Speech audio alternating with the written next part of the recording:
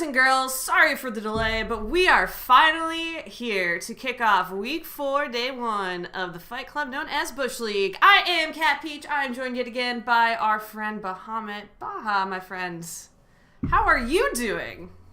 I'm good. I recovered from a hellish illness, and I am back to cast the Bush League. I've gone through hell just to be here with all of you tonight. So thank you for being here with us. No, I'm just super excited about this, that we're gonna be casting the Bush League, because it's a no holds bar. There are no banned skins, there are no banned heroes, there are no banned talents. It's the only bans there are Hanamura and Blackheart's Bay. So those are the only things that we won't be able to force the teams into doing tonight. But I'm super pumped about this, Cappy.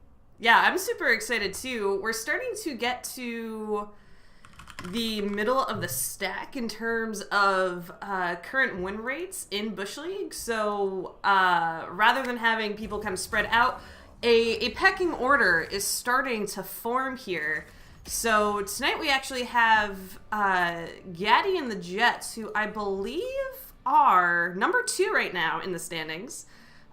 With Team Revolt sitting tied for 4 with Extra Cheese, who we will see later tonight playing against Team Fuck. So we've got a close pack here. So by the end of the night, it might all be swapped up.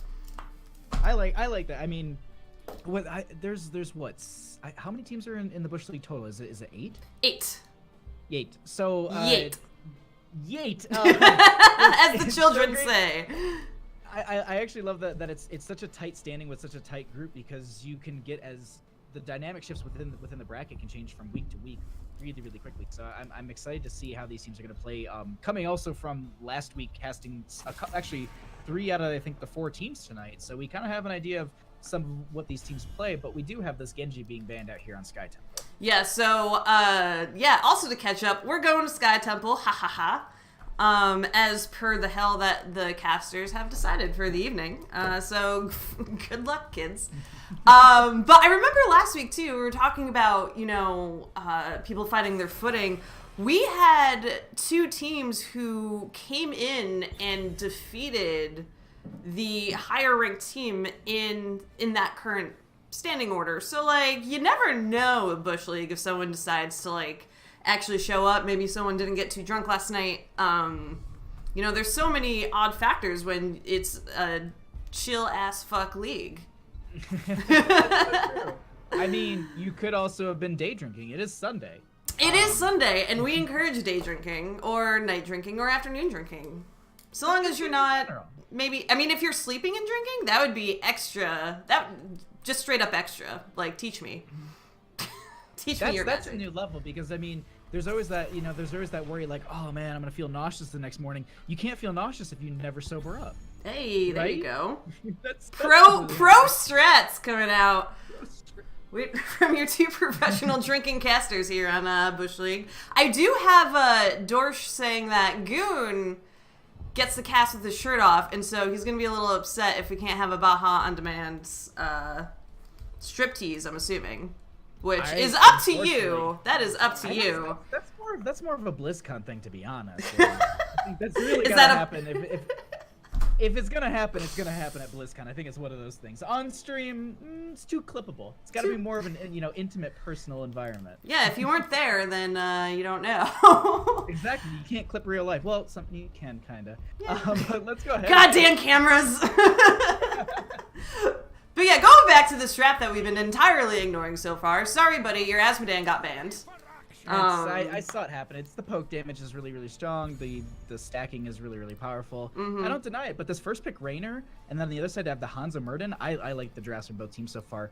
I'd actually kind of expect the side of I wrote this down, Revolt, to actually maybe pick up some slows to pair into that Raynor. Maybe we see a Decker Kane very early here. Actually, not at all. Double global. Double global all the way. Oh my god, it looks so beautiful. I mean, the global can be tricky to pull off if you're not really paying attention or you are too eager to use those global aspects, but if you're going to do it, Sky Temple is the place to do it, and it could absolutely work out with Dahaka being able to come in last minute, or your Falstad being able to come in last minute onto those shrines while pushing the lanes out, while the rest of the teams have to, do shrine shit. And so... I want to say that I saw, I think, Leftovers playing the double global today in EU on HGC. I'm pretty sure. EU strats showing up in Bush League. Yeah, so I'm just like, I'm like, I don't know what the rest of the comp was, but I think a Raynor could have been in there. Like, this is definitely an option. They also have the opportunity, if they really want to, they could go into Brightwing. They could go triple global if they really wanted to be sassy with this. And then... I mean, then you get an ETC on top of that with Stage Dive, and then you have 4 globals. You know what? Fuck having a healer. Let's go all in globals, please. Please. It would be... Revolt. Are there's not 5 globals, are there? Because it would be amazing to have a 5th. You can technically count Abathur and or Samuro. You can make arguments for both. Like, gotcha. Because I mean, I've we've casted Stark, who's Hearth, one of his, and the left one clone on Volskaya Foundry, and then goes from Hearth to the point B on Volskaya Foundry with a swap. So technically global, but yeah, no, Abathur kind of has a global in a sense, but yeah, restricted a little bit. Well, Blizzard, make a 5th actual global so we can have an all global team, and that would be dope. However, a little Panda Girl's coming out to play. She's got some tea. You had some tea. I chugged all the tea, and then we swapped out for something a little bit more delicious. As, we actually get this Alexstrasza and Johanna being picked up on the side of Revolt, and that whole composition, it's pretty point control, and also it's got a lot of good poke and point control, but not sure how they're going to be able to flex into a lot of these blinds. And the poke damage and setup for Muradin, I actually really like GatJ's draft a lot better here. I'm gonna say so as well. Again, you mentioned just the blinds from Lily and Cassia onto Raynor. Like, Raynor is more or less kind of in a rock and a hard place. Artanis. That's 3. Artanis. That's 3 blinds. I mean, if you go for the... I am blanking out of the name. Ever since Phoenix came out, I've been struggling with Artanis' talents. I don't know what it is. I have never really known Artanis' talents, because I think I've played him twice in my entire life. There's Purifier Beam, but I don't know why I'm blanking out on his blind. That is the giant AoE. That is Suppression Pulse? Yes. Oh, yes. Thank you. There you go. I don't know, when Phoenix came out, I remembered Phoenix's talents so very well, and then it just all of a sudden Artanis is just got muddled. It's like, I guess you can only know one true Protoss, and I think Phoenix is probably a better one. See, you can know one StarCraft character really well in Heroes of the Storm. Mine is Probius, although I got Flame Blast time for also forgetting some stuff, but we're not going to talk about that. That's okay. Honestly, there's 80 heroes, and there are way too many talents. I mean, I was like, yeah, let me do the multiplication on the top of my head. It's like, no, you can't. So there's a lot of talents, and I was actually sitting there. I was just like, man, I really need to study up on my talents, because I was watching HGC. I was like, I know the symbols, I know what they do. I don't know their names off the top of my head. That's the hardest part. When it goes boom, I know that it's supposed to go boom, and I know at Junkrat at 16 you get the 3 booms at once, but don't ask me what that talent's actually called. I know it's Spread Valley now, but sometimes I'm just like, yeah, the fanning out boom, it's fine. Or Junkrat's questing talent at 4, like the one that everyone takes. Yeah, absolutely. And clearly you know what we're talking about when we say that.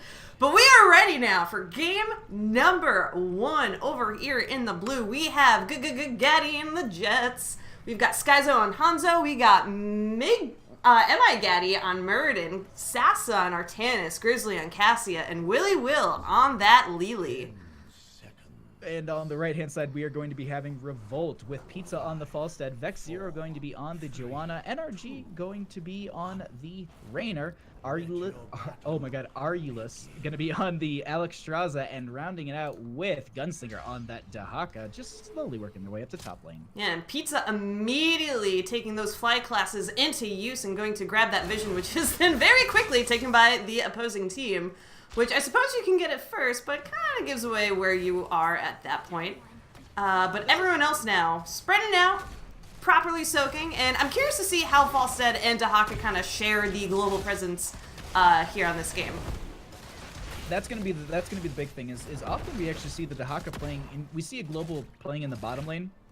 That way they can utilize their trait or their quick rotation into the mid or top lane. And it's actually kind of interesting that they're going to be going ahead and just doing rotations now. At the same time, Seasoned Marksman was picked up for the Falstead at level 1, so these rotations will benefit them a ton, but it looks like they're going to kind of stay in mid lane and just make sure they soak that up, while bottom lane we have a bit of a party. Yeah, everyone kind of rotated down here at bottom for a little bit, but given the split, looks like some folks are going to change out their positions, with Vex now being the solo holder of that bot line. And as Johanna, you can get away with it, even though her wave clear isn't the strongest, but she simply just cannot die. So throwing her down there by herself, not too bad of an idea.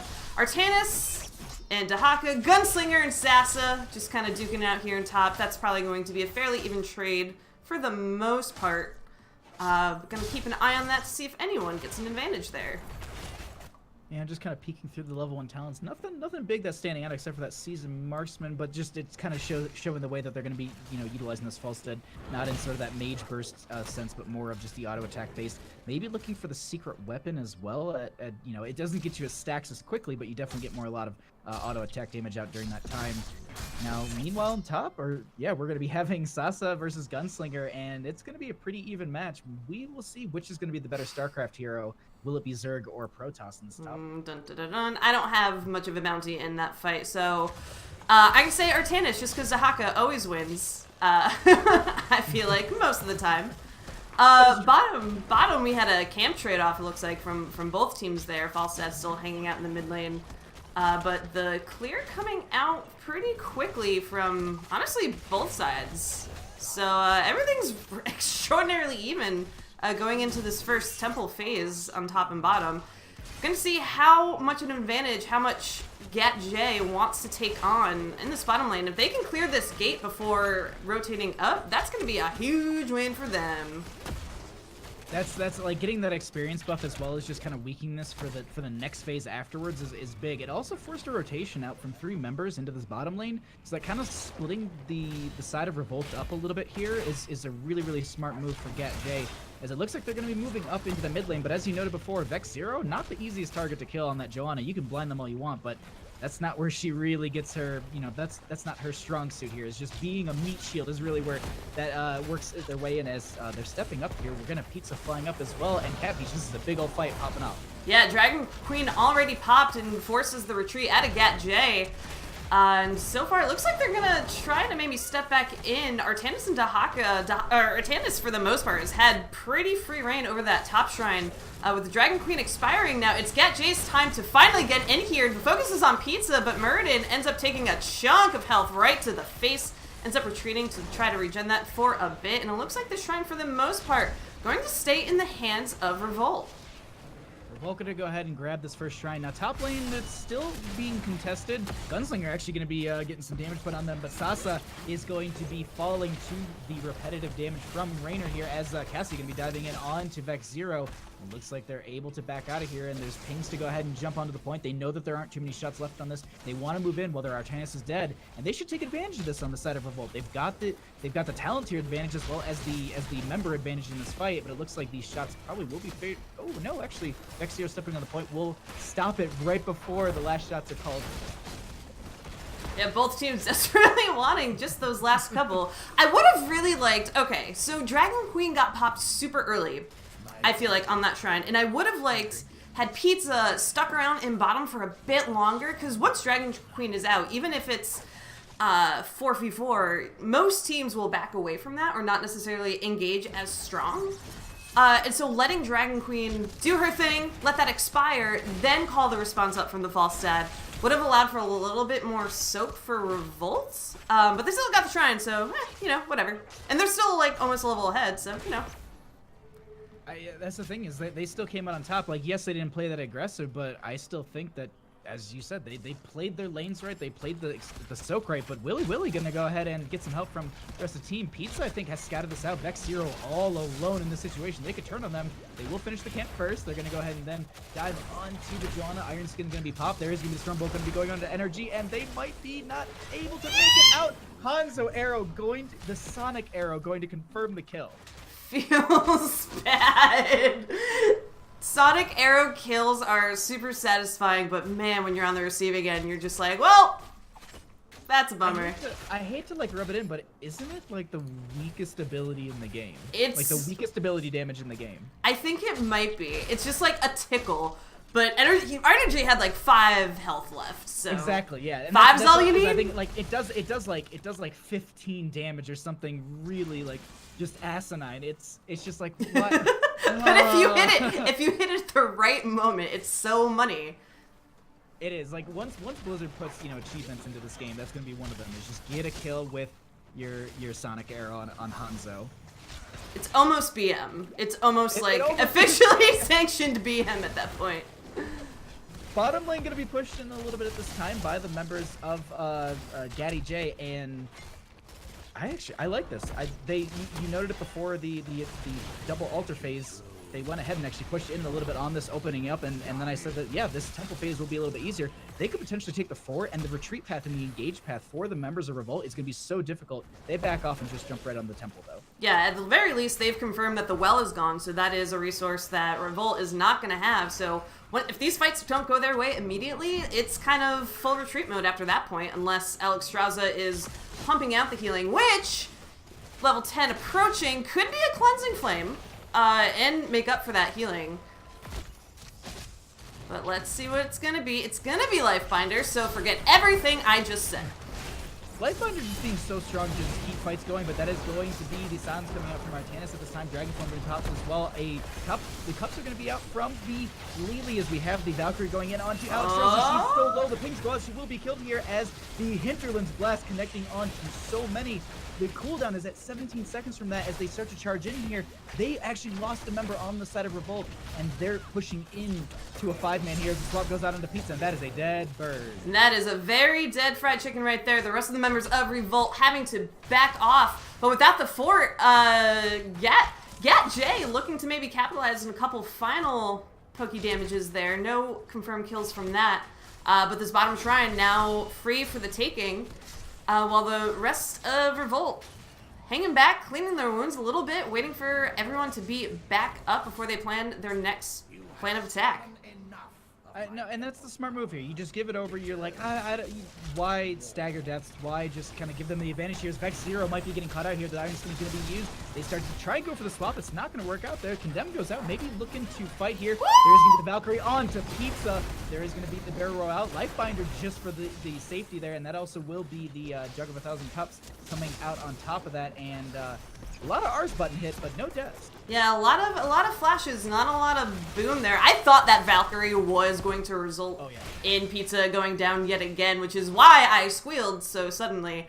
But they were able to hold that off again. Just in case Lifebinder was one of those. I can't tell. I would probably do that as an Alexstrasza. But maybe waiting for a bit more of the health chunk out, and maybe that was the sign of, hey, let's not push this any further and let's not actually go through here.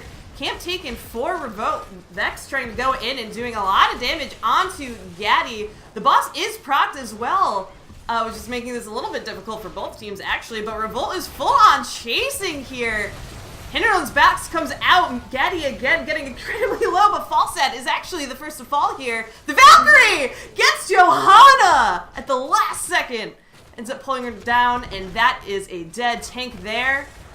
This little skirmish still going on. Jugs coming out here to deny anyone from getting whittled down. As there was a tongue drag. Energy started to step up and get some poke, and that was a lot of damage coming out. But here's the thing: temples are going to be activating at the top and bottom of this map. Sasa has been pushing to this top lane. There is clearly a level that is formed between these two teams. 13 will be achieved. I don't know what they're going to be able to do, as they are going to be trying to gank the Artanis in top lane though at this time. And I don't know if they're going to be able to get out, and that is going to be Sasa overextending, but still getting their team 13. Whoop, whoop. Yeah, Sasa was super deep onto that fort and got a lot of damage into it, thankfully. But ended up giving their life at the same time for it. So, I guess worth, for the most part, sort of. But looking at structures here, we already had that one fort down initially from Revolt. Other two forts, extremely low. It looks like an attempted boss call. The Valkyrie ends up not connecting. This boss is almost dead. Everyone's rotating in now to make sure that Gat J does not actually end up claiming this boss. With level 13, there is a very high risk that this doesn't go well for Revolt. There's the Hinterlands Black. The Dragon Queen is out, trying to keep the members. Pizza going down. That's a 1-for-1 trade. Cassia ends up falling as well. Boss finally claimed for Revolt. Gat J's boss call goes against them. They lose 2. They lose boss. And they probably lose a little bit of emotional dignity there, I'm pretty sure. I don't know if Gat J watched the BlizzCon trailer because it's not that evenly matched. A dragon versus an archer isn't that strong, and Hanzo stepped up right under that dragon thinking he was just like, yeah, this is just like the BlizzCon trailer. No, it's not going to work out like that, as they do lose 2. They lose the boss, and they had Hanzo with this whole scatter arrow build to burn down the boss, sneak it away, and they just come in there. They didn't even have Hinterland's Blast. They just used the little gusts that the Dragon Form offered here as they go ahead and confirm the bottom fort. Dahaka's going to go ahead and sit on the point down here as well. They're going to start to retreat here, but they might be able to get Vex Zero with the Valkyrie, Cat Peach. These Valkyries coming out from Grizzly have been so good all game, but Johanna pops the iron skin there, so, or hard skin, therefore walking away just fine, but Gunslinger going in there. Now the focus of all this damage, trying to tank for the rest of the team. Erden trying to go in, gets the stun on 2. But so far, Alexstrasza mostly able to keep everyone alive on this retreat. Well, I mean, that's what you want here. I mean, it's 14-15. They have a solid level lead. They're going to give over this temple, but at the same time, they're not going to stagger a death, and it's going to be fairly even still between the two teams. They will give over some of this experience advantage, though. Yeah, and perhaps this top fort? Yeah, this fort definitely falls finally. That is all first line of forts down for both teams at this point. Keep damage coming up next, and with one camp that it looks like both teams are going to focus on. Boss is gone. In a little bit, we're going to have nothing but rotations and skirmishes available for any team to get any kind of significant advantage in this downtime.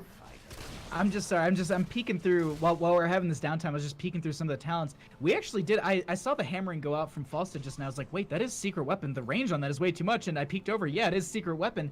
And this is actually like the old build that we'd always see from Falstad's for the auto attack damage. We've often seen some changes at the level 7 with Boomerang for extra wave clear, but I love this. This is just pure damage output. And the other thing to note on top of that, Falstad has done quite a bit of sieging, so we're maybe looking to start picking up on some of that hero damage as we get into this later half of the game. But the teams are just going to play it safe at 16-16. They'll grab camps, create lane pressure, and wait for the next phase, which will just be the single temple in bottom lane.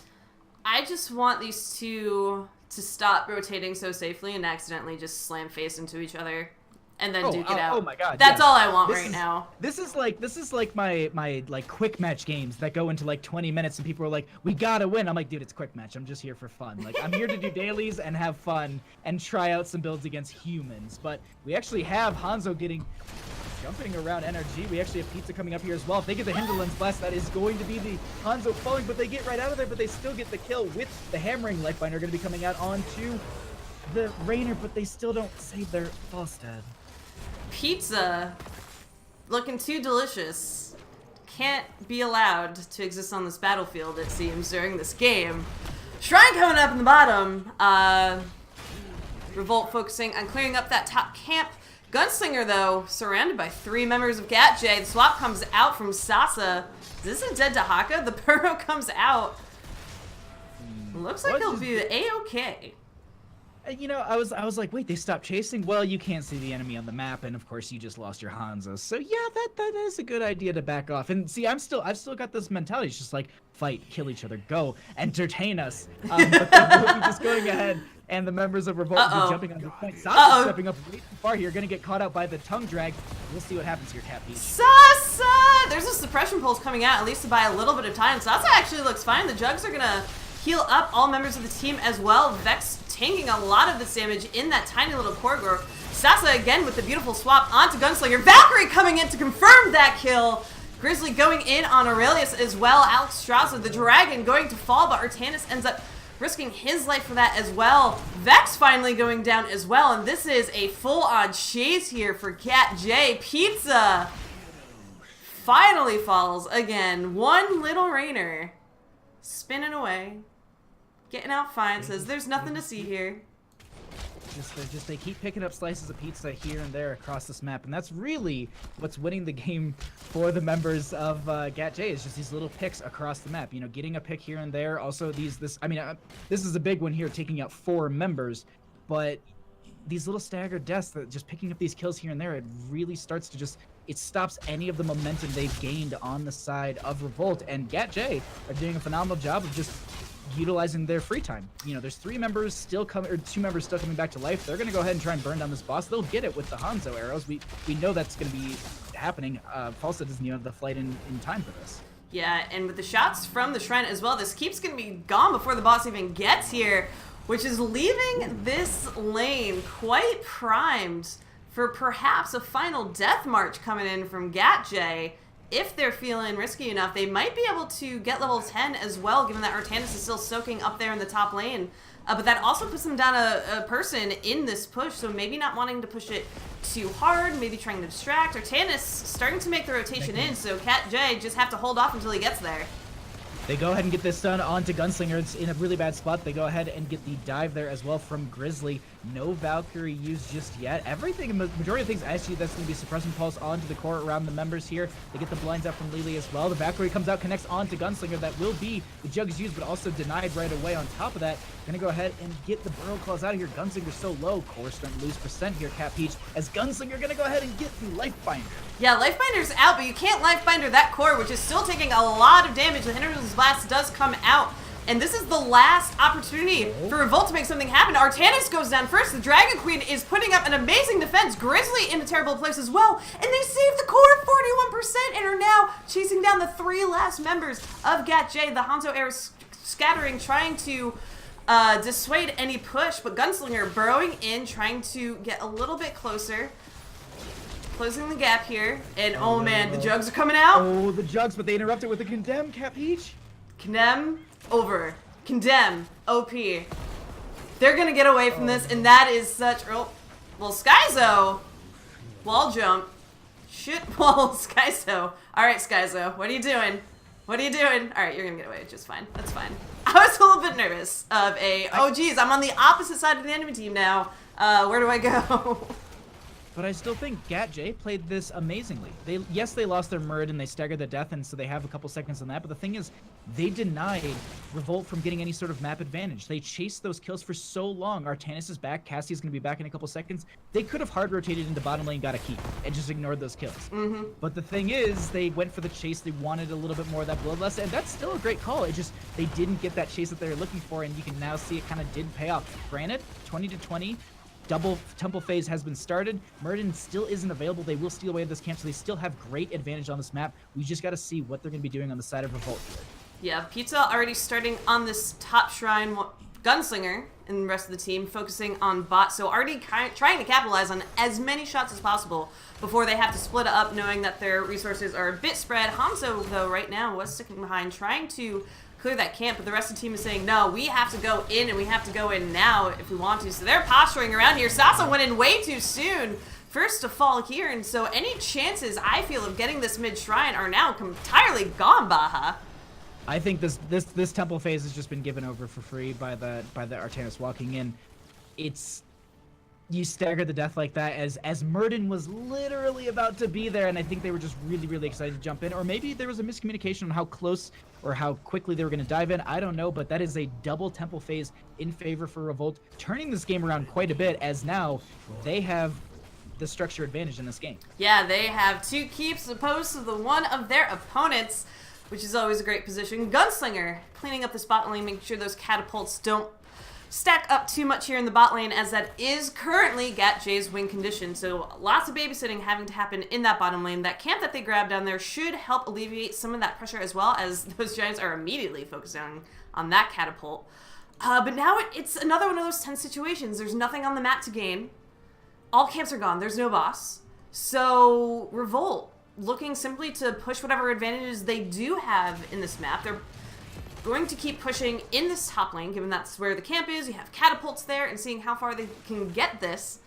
Force a response out from the rest of the team and safely kind of kite back there. Not necessarily wanting to take a risky engage at this point. Or maybe they are, I don't know. Looks like maybe. It looks like they're going to try and walk in with this now. And the one thing I want to note here is this is that time of the game where a single kill will net you a win, because keeps are down for either team. You can just go ahead and rotate in. Bottom lane's pushed in, top lane's pushed in. Whoever wins the fight, they can rotate to their favorite pushed in lane and just go ahead and end the game. Especially on the side of GatJ, they only need to burn through, I would say, 50%, at least what the health bar looks like, 50% of an entire bar there. So you have shielding and all that too. But overall, GatJ's in a great spot. They just need to take a smart team fight and then just go for a quick end. They don't need to take boss. They don't need to pressure the lanes or anything. They just, one of these teams, whoever just wins the next team fight, they just need to rush core. Like that's your call. Don't go for anything but that at this point. That Banshee showing vision there, knowing that both teams are somewhere in this area, but Revolt hiding a little bit better than their opponents.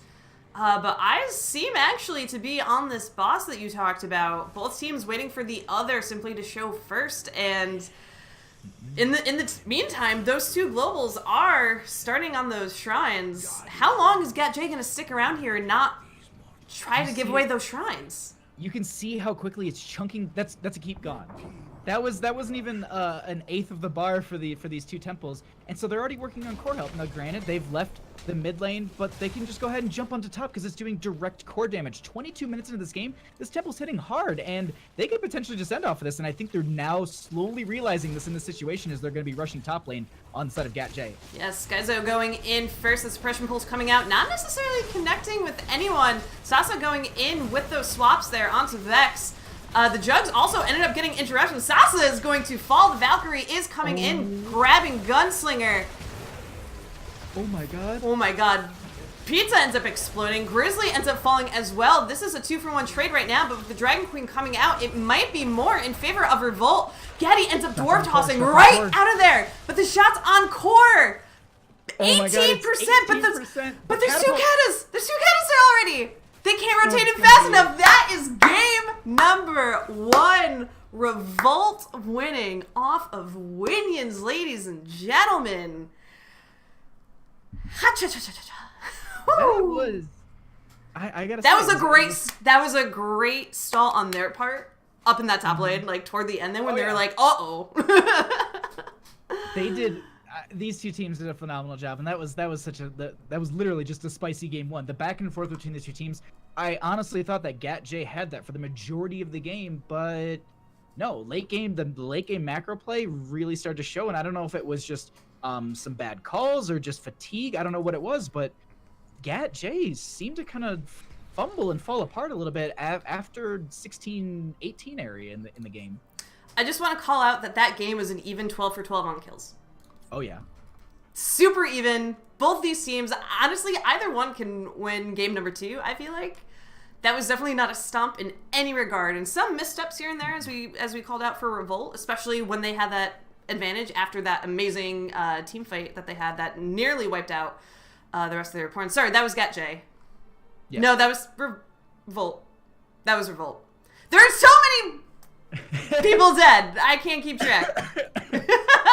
There were so many people so I remember because I remember looking at the death comparison at one point. It was like 11-1, and I was like, are you serious? Like this game it feels so one-sided. And then exactly that, they came back and maybe it wasn't 11-1. It was maybe like 11-3 or 4.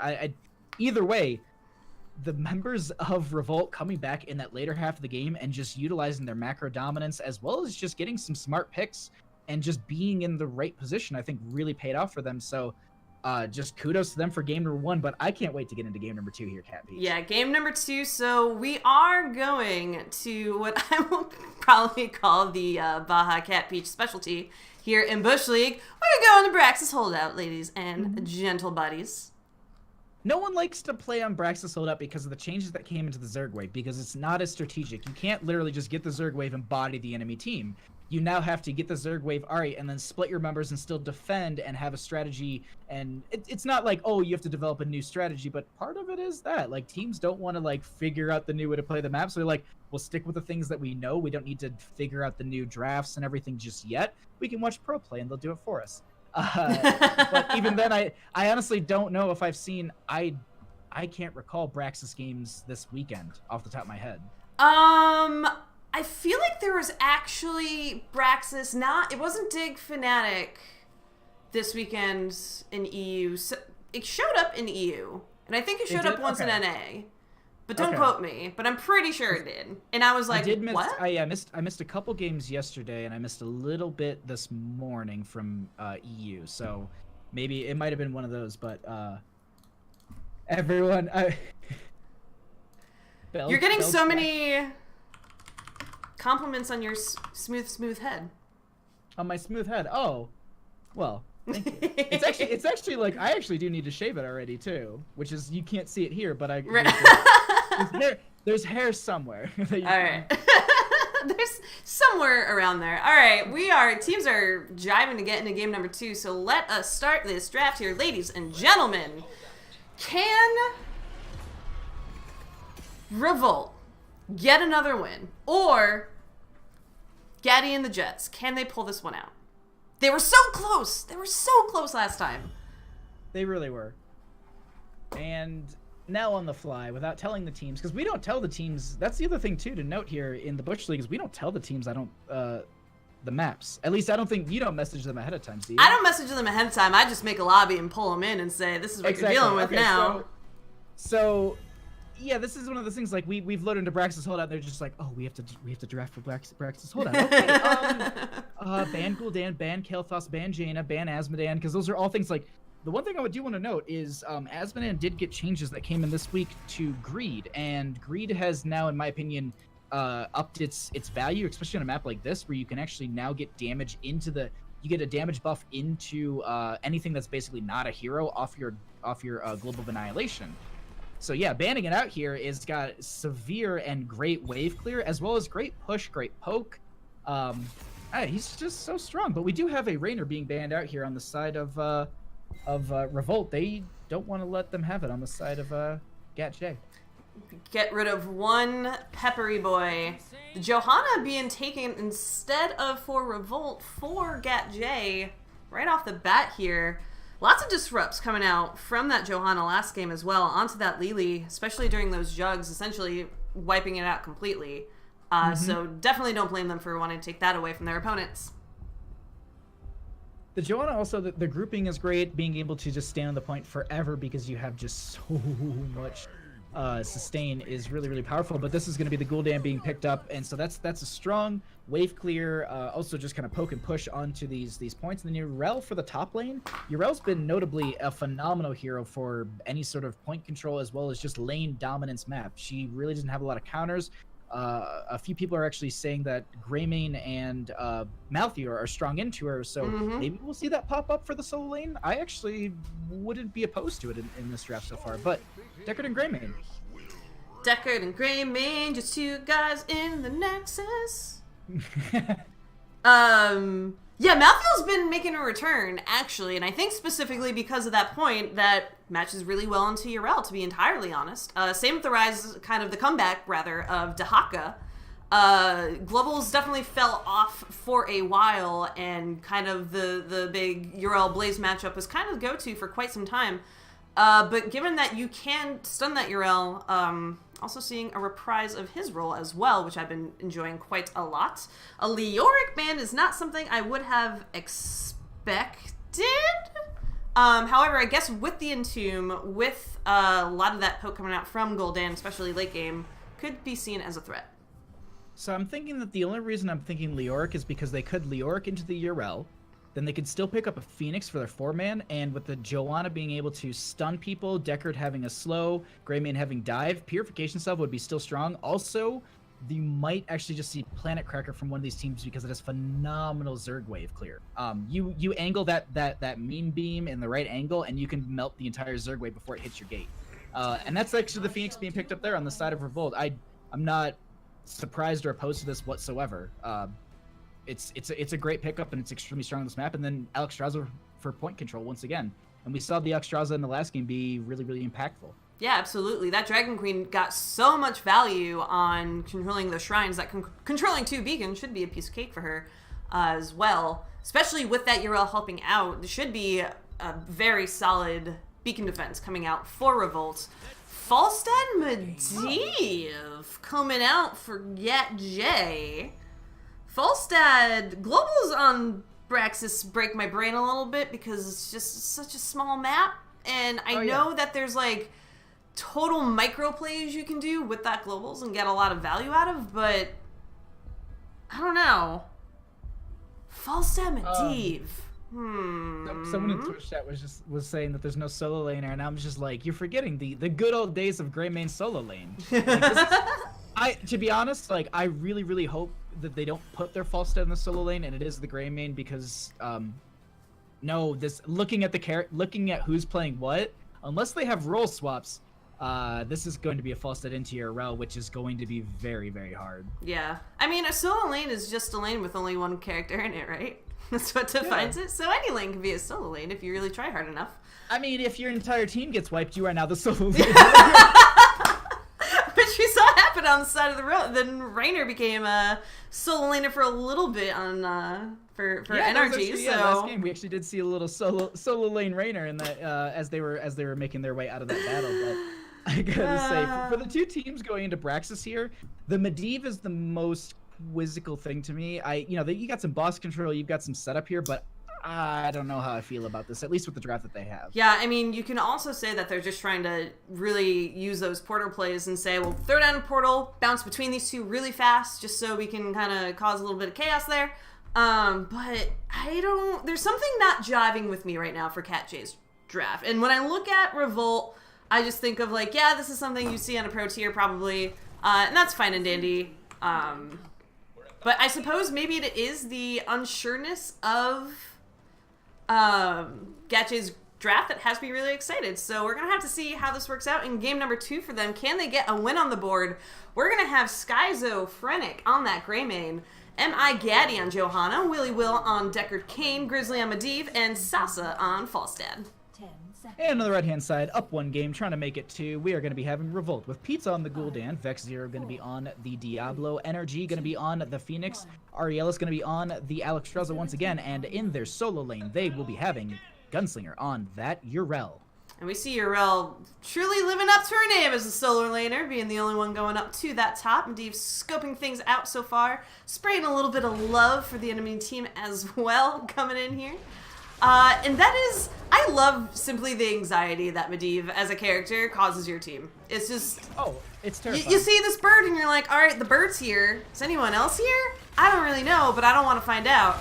But Falstad responding to that Yrel up in the top line, trying to do what they can to make sure Gunslinger doesn't get that much free soak up there. Yeah, I think they came down to the 5-stack. This is, I don't know how I feel about this. I'm sorry, Gat J. Why are you picking a full? So this is like the gripe that I used to have with the old Asmodee and even with the new one.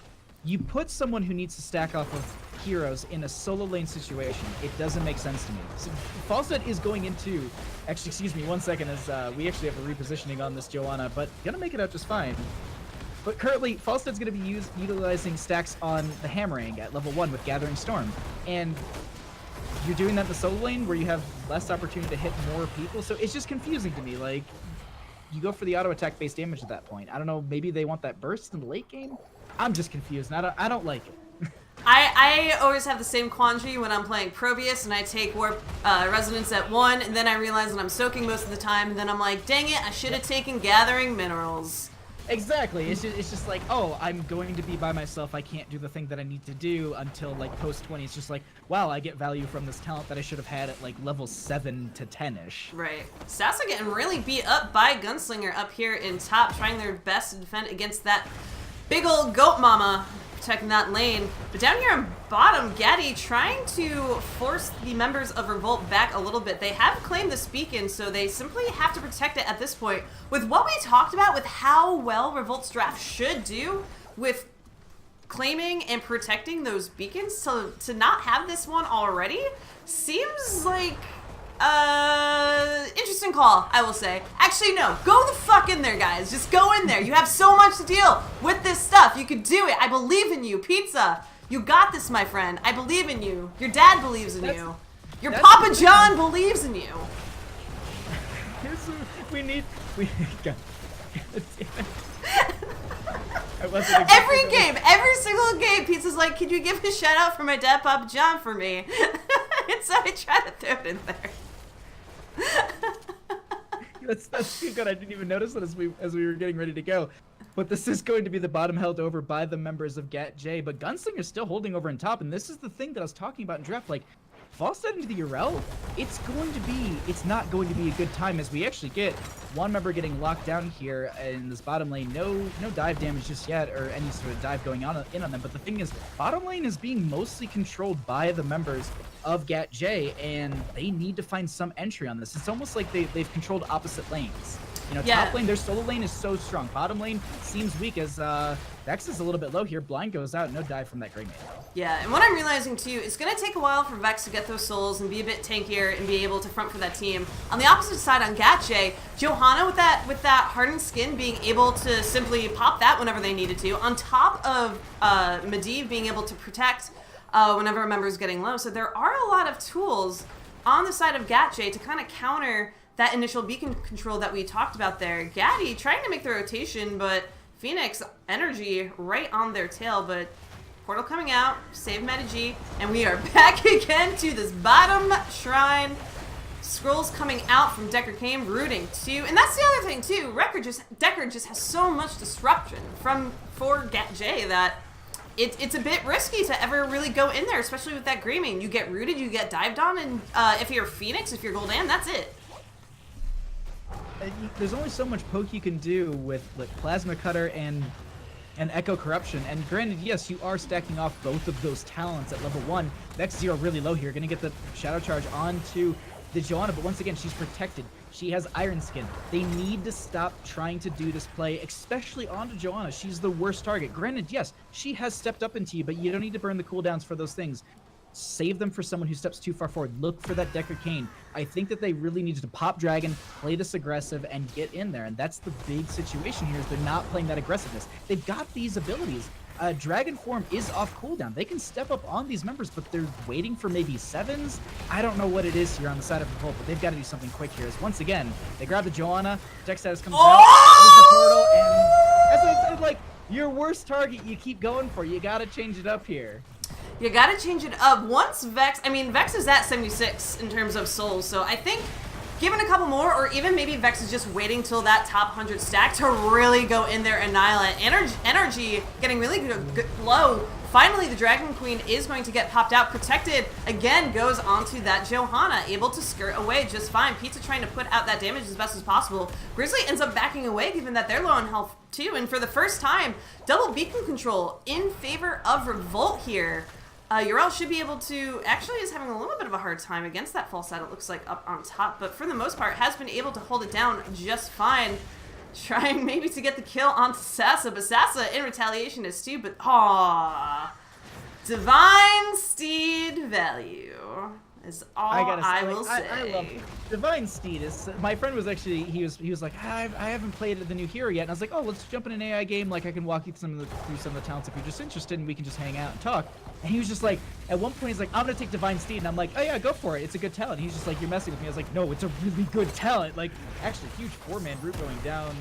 Some slows there as well. No one else diving in, but overall, even my friend who was like, I'm not sure if this is a good talent, I'm like, yeah, of course, moving quickly is just broken in this game. Absolutely. They get the repositioning onto Johanna, protection status there, unstoppable used on top of that, and they walk right away. There is that soul completion for Vex at this point. So maybe wanting to be a bit more aggressive at this point, but obviously the focus on Johanna is just, there's only so much you can do there, and I appreciate it if, oh, maybe this is finally the time they follow up on the kill, but no, it's not. I debated myself there.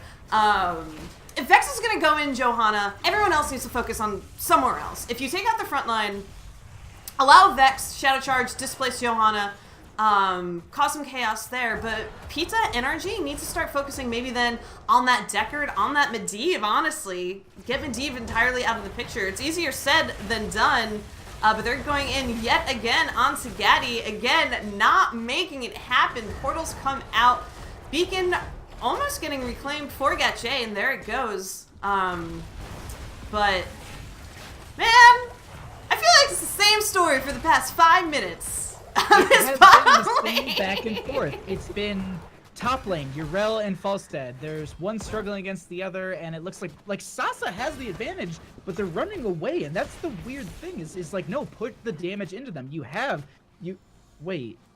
Okay, sorry. Aw, Sasa! Way further. I was just like, wait, did they go secret weapon when they took the mage build? But no, they went ahead and took the right talents there. As we have Plasma Cutter going out, but it won't be enough. NRG baited a little bit in there, but once again, Joanna getting out just fine. And it appears that Twitch chat is still upset that we picked Braxis. So unfortunately, Well, you know what, guys? I said if people wanted a bribe exactly for maps tonight, you could, and I got nothing. We gave you a week to bribe us. We told you where to bribe us. And so you're going to get at least one Braxis sold-out game. But either way, we still have Joanna really low here. Diablo gonna Shadow Charge in. Greyman looking for an out here, but that will be the Finally!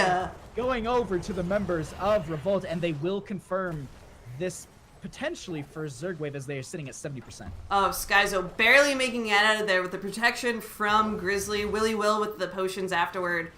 At the very least being able to keep them alive, but wave number 1, finally a level 10, we're gonna have in favor of the individuals on Revolt. Here comes that beautiful, beautiful wave right there. 4 members ready to push in hard. Hinderl's Blast coming out to try to kind of clear that a little bit. Not as good as Planet Cracker in that regard, unfortunately, Falstad. Yeah. That's an interesting utilization of that. I mean, they do get the cooldown reduction. A lot of members were in there, but overall, this will be a Zerg wave cleared out fairly quickly. Gonna go ahead and step in onto a couple of members. No one gonna be dying just yet. Top lane gonna be cleared out as well, and actually, Falstad gonna be ripped away from the team. Gonna get that barrel roll out. Gonna go ahead and get the root out as well. They get energy really low here, and they go ahead and pick up a kill for themselves. Sleep gonna be coming up from the Decker Cane. They're looking at Gul'dan. Pizza a little bit low here. Corruption coming out, and they just walk away, but they still get that one kill on the side of GatJ. Revolt not able to get even a tower out. Oh, Vex and Ragnar Hard place that portal with nearly body blocking Diablo there. Ends up confirming that kill. Revolt, not even. You didn't even get a tower here. You got a gate. Whoa. Sup, energy? You tried. That's a Planet Cracker. I don't know where that was going to be. I'm looking over at stream and I'm just like, yeah, that's a cooldown, I guess. On the bright side, neither team really seemed to get much work done with their particular Zerg wave, so it's almost like it never really happens. At this point, yeah, we're going to be having the Zerg waves ending. That was the first one of the game, sitting 11 minutes in here, as we will have those reset in a bit. At this point, it's the rotations across the map. They're going to go ahead and pick up some camps. They'll push those into the lanes. And we'll be seeing, once again, the eternal struggle between bottom lane and top lane. We'll see who's going to win this out. Now, we actually do have a change on the Yrel. We actually have Sacred Ground. Often see the Ardent Defender, but it looks like they're going to be maybe picking up some later game grouped up team fights and that they're going to want to utilize it that way. Often the Ardent Defender is really just good at just preventing any sort of single target damage to lose that member. But hey, shielding is strong. 12 to 12, and we'll see who comes out with 13s here, as Yrel seems to be pushing really hard in top lane. Yeah, being able to push really hard up there, trying to do a lot of damage to that fort as well. The Ardent Defender, or sorry, the Sacred Ground is already out up there as well, giving her a bit of extra protection as she pushes into this fort, which is a very interesting use case for it, but I don't hate it. I don't hate it at all. I would have saved it, but the cooldown on there is relatively short, so it will be available for the next beacon phase. Yeah, it's almost already up, and I was saying this. I was talking with Brandon on like Friday night, and he was just like, "Man, I love taking Sacred Ground." I was like, "Why?" He's like, "Because I can just literally stand in front of a building like an asshole with it on." I'm just like, "Oh my god, that's exactly what you can do though." As Willy Will is going to be in a bad spot, gonna get the portal right out there. Yeah, Willy will, but Willy won't be taken down in that team fight as the rest of the members are able to protect their Decker Cane. Vex, though, a little bit low, going to get healing from that ground circle coming out from Alex Straza. And here we go again, boys and girls. Beacon phase has begun. But this time, starting off swapped. Yrel going in on top now, trying to reclaim it from Pizza. It's not from Pizza, from Sasa on Falstad this time around. And the trade yet again happening. Noel on the side of Revolt Beautiful, beautiful Leyline Seal coming out from Grizzly. Portal going in, trying to maybe follow up damage on NRG there. But instead, it looks like GatG going to retreat here. Just simply, passively defend this beacon for another 10 minutes of this game. I feel like we can just walk away for a few minutes and until like level 16 hits, you know. I was just thinking, I was just like, man, I could go to the bathroom as we do have actually class coming out. That actually will be the Gul'dan falling here. That actually was a Lifebinder coming out, maybe under the wrong target potentially. That is going to the Planet Cracker coming out. They sidestep it. A huge sleep out from Willy Will as they start to put some damage out. We have the Greymane so low here, just under 200 health. Some Danger Pinks coming out as they're so low. Diablo can finish this out if they just step up onto this fight, but it doesn't look like that's going to be the situation, and they will maybe even get the counter kill onto Vex Zero. Yeah, they're trying to at the very least. Slows out as well as the blinds, and that is Diablo finally down. I set on this fort next in line. Yrel saying, I don't really care. I'll stay up here. I understand Yrel staying up and really controlling that, but I feel like maybe every once in a while, returning down here, maybe to give that 5-man just an extra boost in something, to maybe have a bit more advantageous of a team fight in their situation. Leyline coming out. Very short portal coming out as well. Focuses on Gunslinger now as that Yrel. Sacred Ground coming out, trying to get a bit more of the armor there. Hinterland came out, doesn't connect. Fear coming out on Sasa though. Beautiful protect. It doesn't matter. NRG though. NRG gonna get bodied by the Greymane, who's actually all away from their team. That is the Divine Steed for the chase. There is the Avenging Wrath, but it's slowed down. They actually, Greymane gets away. Nope. Divine Steed once again. Skyzo, Skyzo, Skyzo. Skyzo God. Greymane, God. Right there. That was beautiful. Go, puppy dog, go. It's going to be a safe little working boy. Gunslinger, though, not going to be a safe goat. Gonna get the Righteous Hammer, no Divine Steed, and that is going to be a bodied goat. And they will go ahead and hold over this bottom lane. Now, the thing is, as Twitch chat has already pointed this out, they need to get top lane at some point. 16 to 15, talent tier advantage for the members of GatJ. They need to move in on this quickly. They need to start being a little bit more aggressive. The Yrel's down. It's a 4v5. They need to start taking some fights that they know they can win, and this is that situation. Yeah, this is absolutely that situation. Or you just go boss. You gotta do something here. Or you gotta do something. You clearly aren't winning out on these like 4v1 skirmishes. There's gotta be some change here to bring it around. Full Zerg wave for GatJ. Perhaps they can get a keep down. They sure as heck are gonna try at least. And with the performance they've had so far, they still have 16. It's entirely possible. So they are preparing this lane, getting rid of these minions before the Zerg wave finally comes up. There's finally the Planet Cracker to do all that damage. All 3 of those Guardians are already down, and that is like half that Zerg wave dead. 2 Phoenix. And to be honest, the most annoying part of the Zerg wave are the Guardians, in my opinion, as the Gunslinger will be getting bodied, and that is going to be a kill going out. That will be also the that is going to be the Lifebinder going out as well. Lightning Breath on top of a few of these members. They get the slow, but there's really not much to follow up on top of this. They went for the Planet Cracker instead. Willy Will, a little bit low protection status, by the way. Gonna be just fine. Vex Zero gonna need to back out of here. Leyline Seal slowing them down. They make the disengage, but here's the thing. This is new Brax's holdout. They've not left anyone in the top lane. There's a Guardian, and this is what I was saying about the most annoying part about the Zerg wave is the Guardian. It sieges so well as I literally just get I just need to shut up at this point. We came at it on a bad time, all right? It was doing great, and then we started looking at it, and it got performance anxiety. That's all that happens. That's all. just a little bit of a worried Guardian as we actually get a huge fight over this Camp Cat Beach. Yeah, Alex Strauss going down extraordinarily quickly.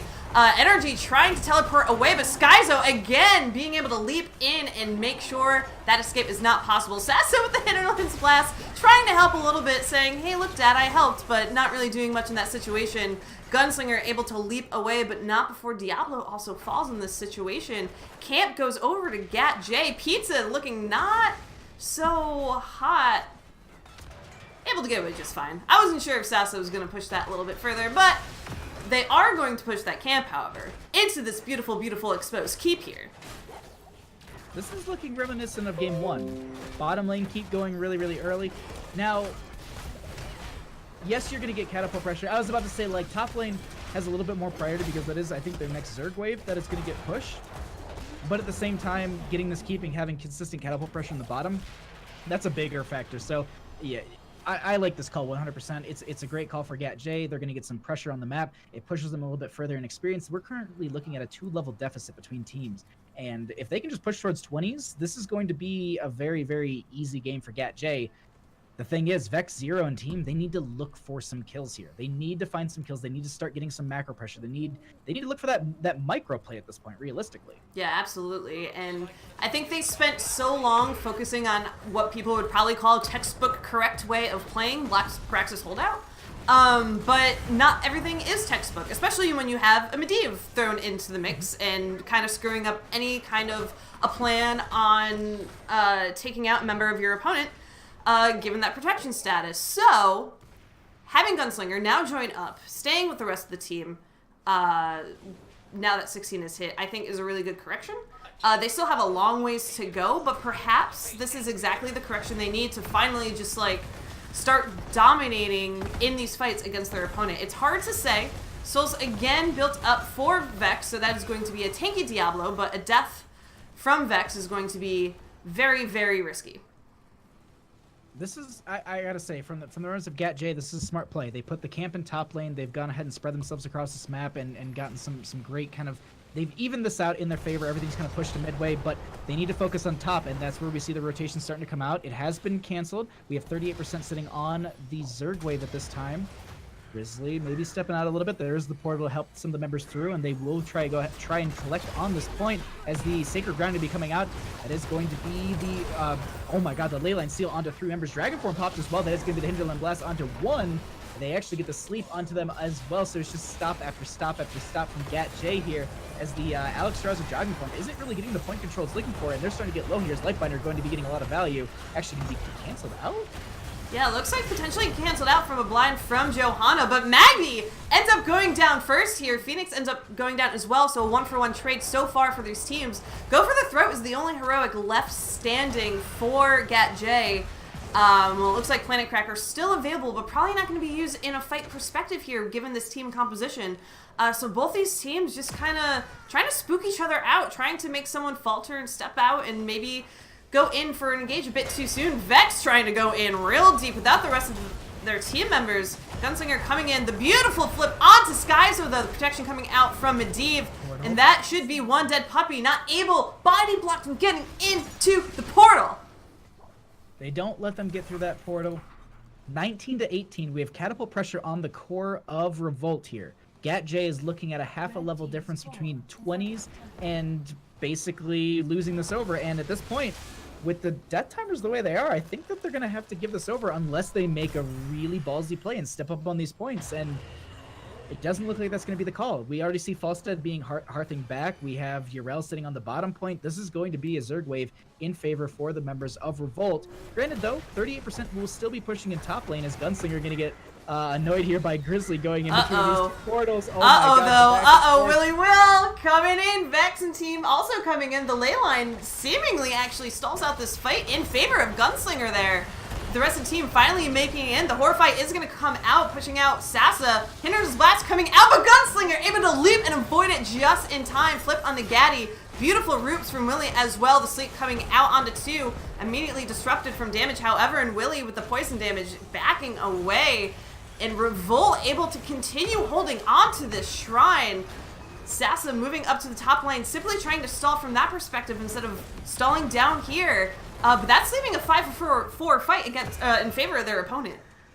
Yeah, they back out of here on the bottom lane instead of GatJ. They're like, we know our Falstad's leaving. We know we don't have 20s. If we stagger a death here, that is exactly what they need on the side of Revolt. So they go ahead and they just back out of here. They're going to give it over. And I was very sure that this is going to be a Zerg wave for the members of Revolt. And this could be contested as Gunslinger is going to be having to leave bottom by themselves. Going to get dismounted. There will be the Avenging Rep over the wall just to make some distance between these two teams so they don't get picked off here, because late game deaths, that is really, I mean, we talked about it in the Sky Temple game, and it seems like these teams really play for the late game keeps, and it's whoever really dies at this situation. structure advantage is in favor for Gat J, but at the same time, Revolt gets a couple kills. That could be the end, as we have a huge fight breaking out here in mid here. Yeah, Pizza's looking incredibly low, trying to drain health off of any opponent possible. Alex Strauss finally popping Dragon Queen. Greymane ends up falling first in this skirmish, though. However, Alex Strauss is super low, ends up falling as well. Pizza and Energy as well. Sasa falling from the lightning breath. Beautiful coming out from Vex to secure that kill. But everyone's kind of retreating. Zerg wave in favor of Gat J. But we saw earlier how quickly Phoenix should be able to clear out this top wave. Plus, there is a fully healthed fort in the way as well. It's a late game push for sure, but Planet Cracker should be coming out from NRG. There it is. Watch it melt. And there it is.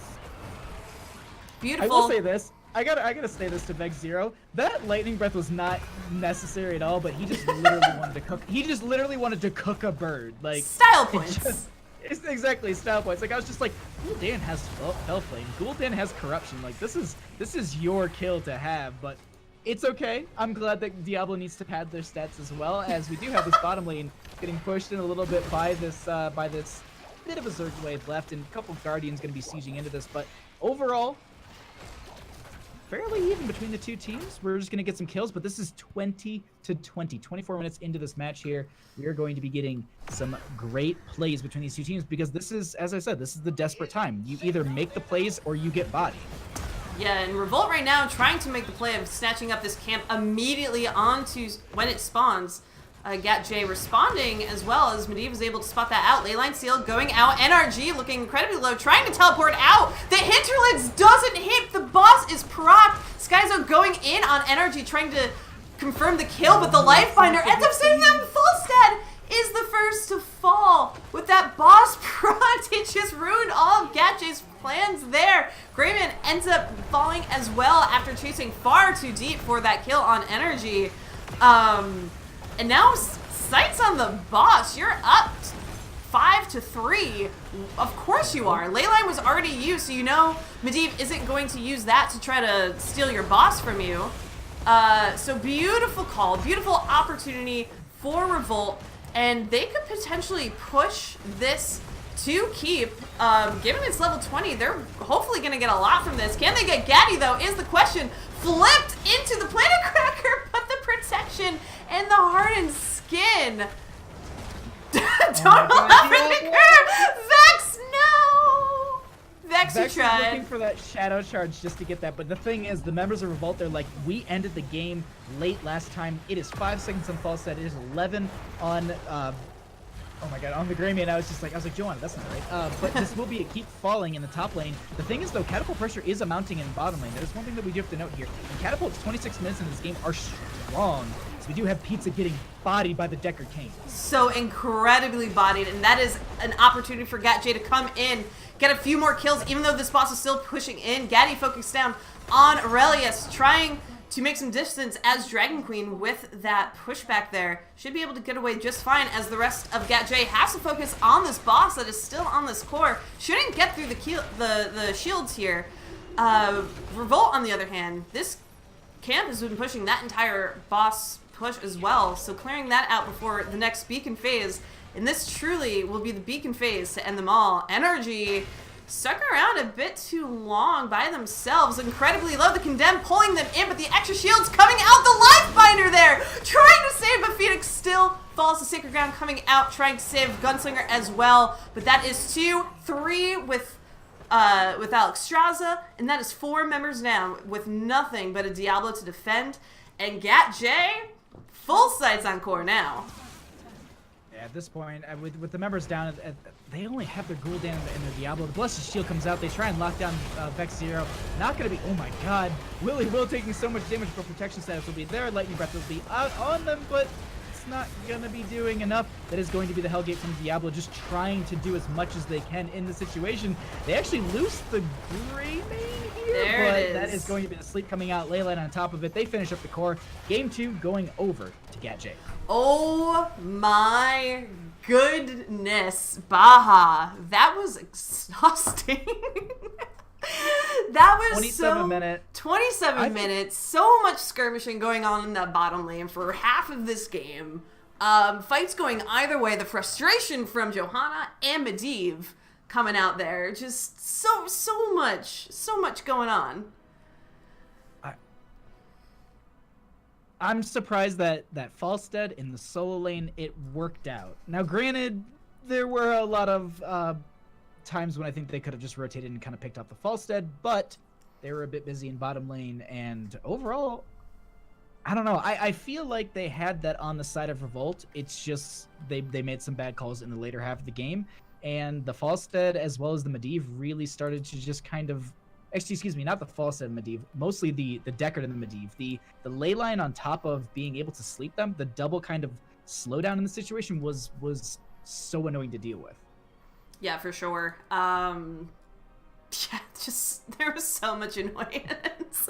I would have been super tilted from doing that over and over and over again.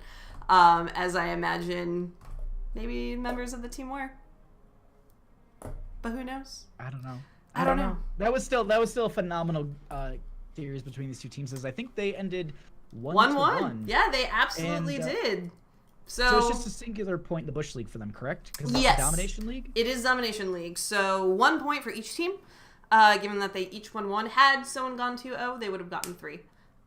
So not sure what that's actually going to do for the overall standings of Bush League, but we probably won't know until our game after this, which we will pick up in about 15 minutes. Give ourselves a little bit of break, allow us to rally these teams in and you know, herd cats and all that good stuff.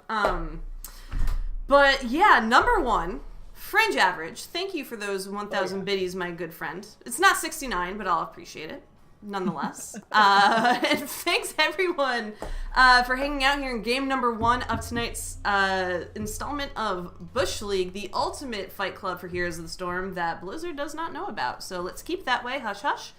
Bahamut and I will be back in about 15 minutes for game number 2 versus Extra Cheese versus Team Fuck, who is still the best team to say in this league. Would you not agree, Mr. Baha? I gotta say, Team Fuck, it's got a lot of people that I'm just like, yeah, I want to see you play this game, and I wanna shoutcast your plays. So I am excited about this next matchup here, and there's no way, shape, or form that I maybe like a team other than, you know, I might favor a team over the other. We'll see. Yeah, absolutely, and we will see soon. So we will take a quick break, and we will be back shortly. So stick around, and we will see you soon.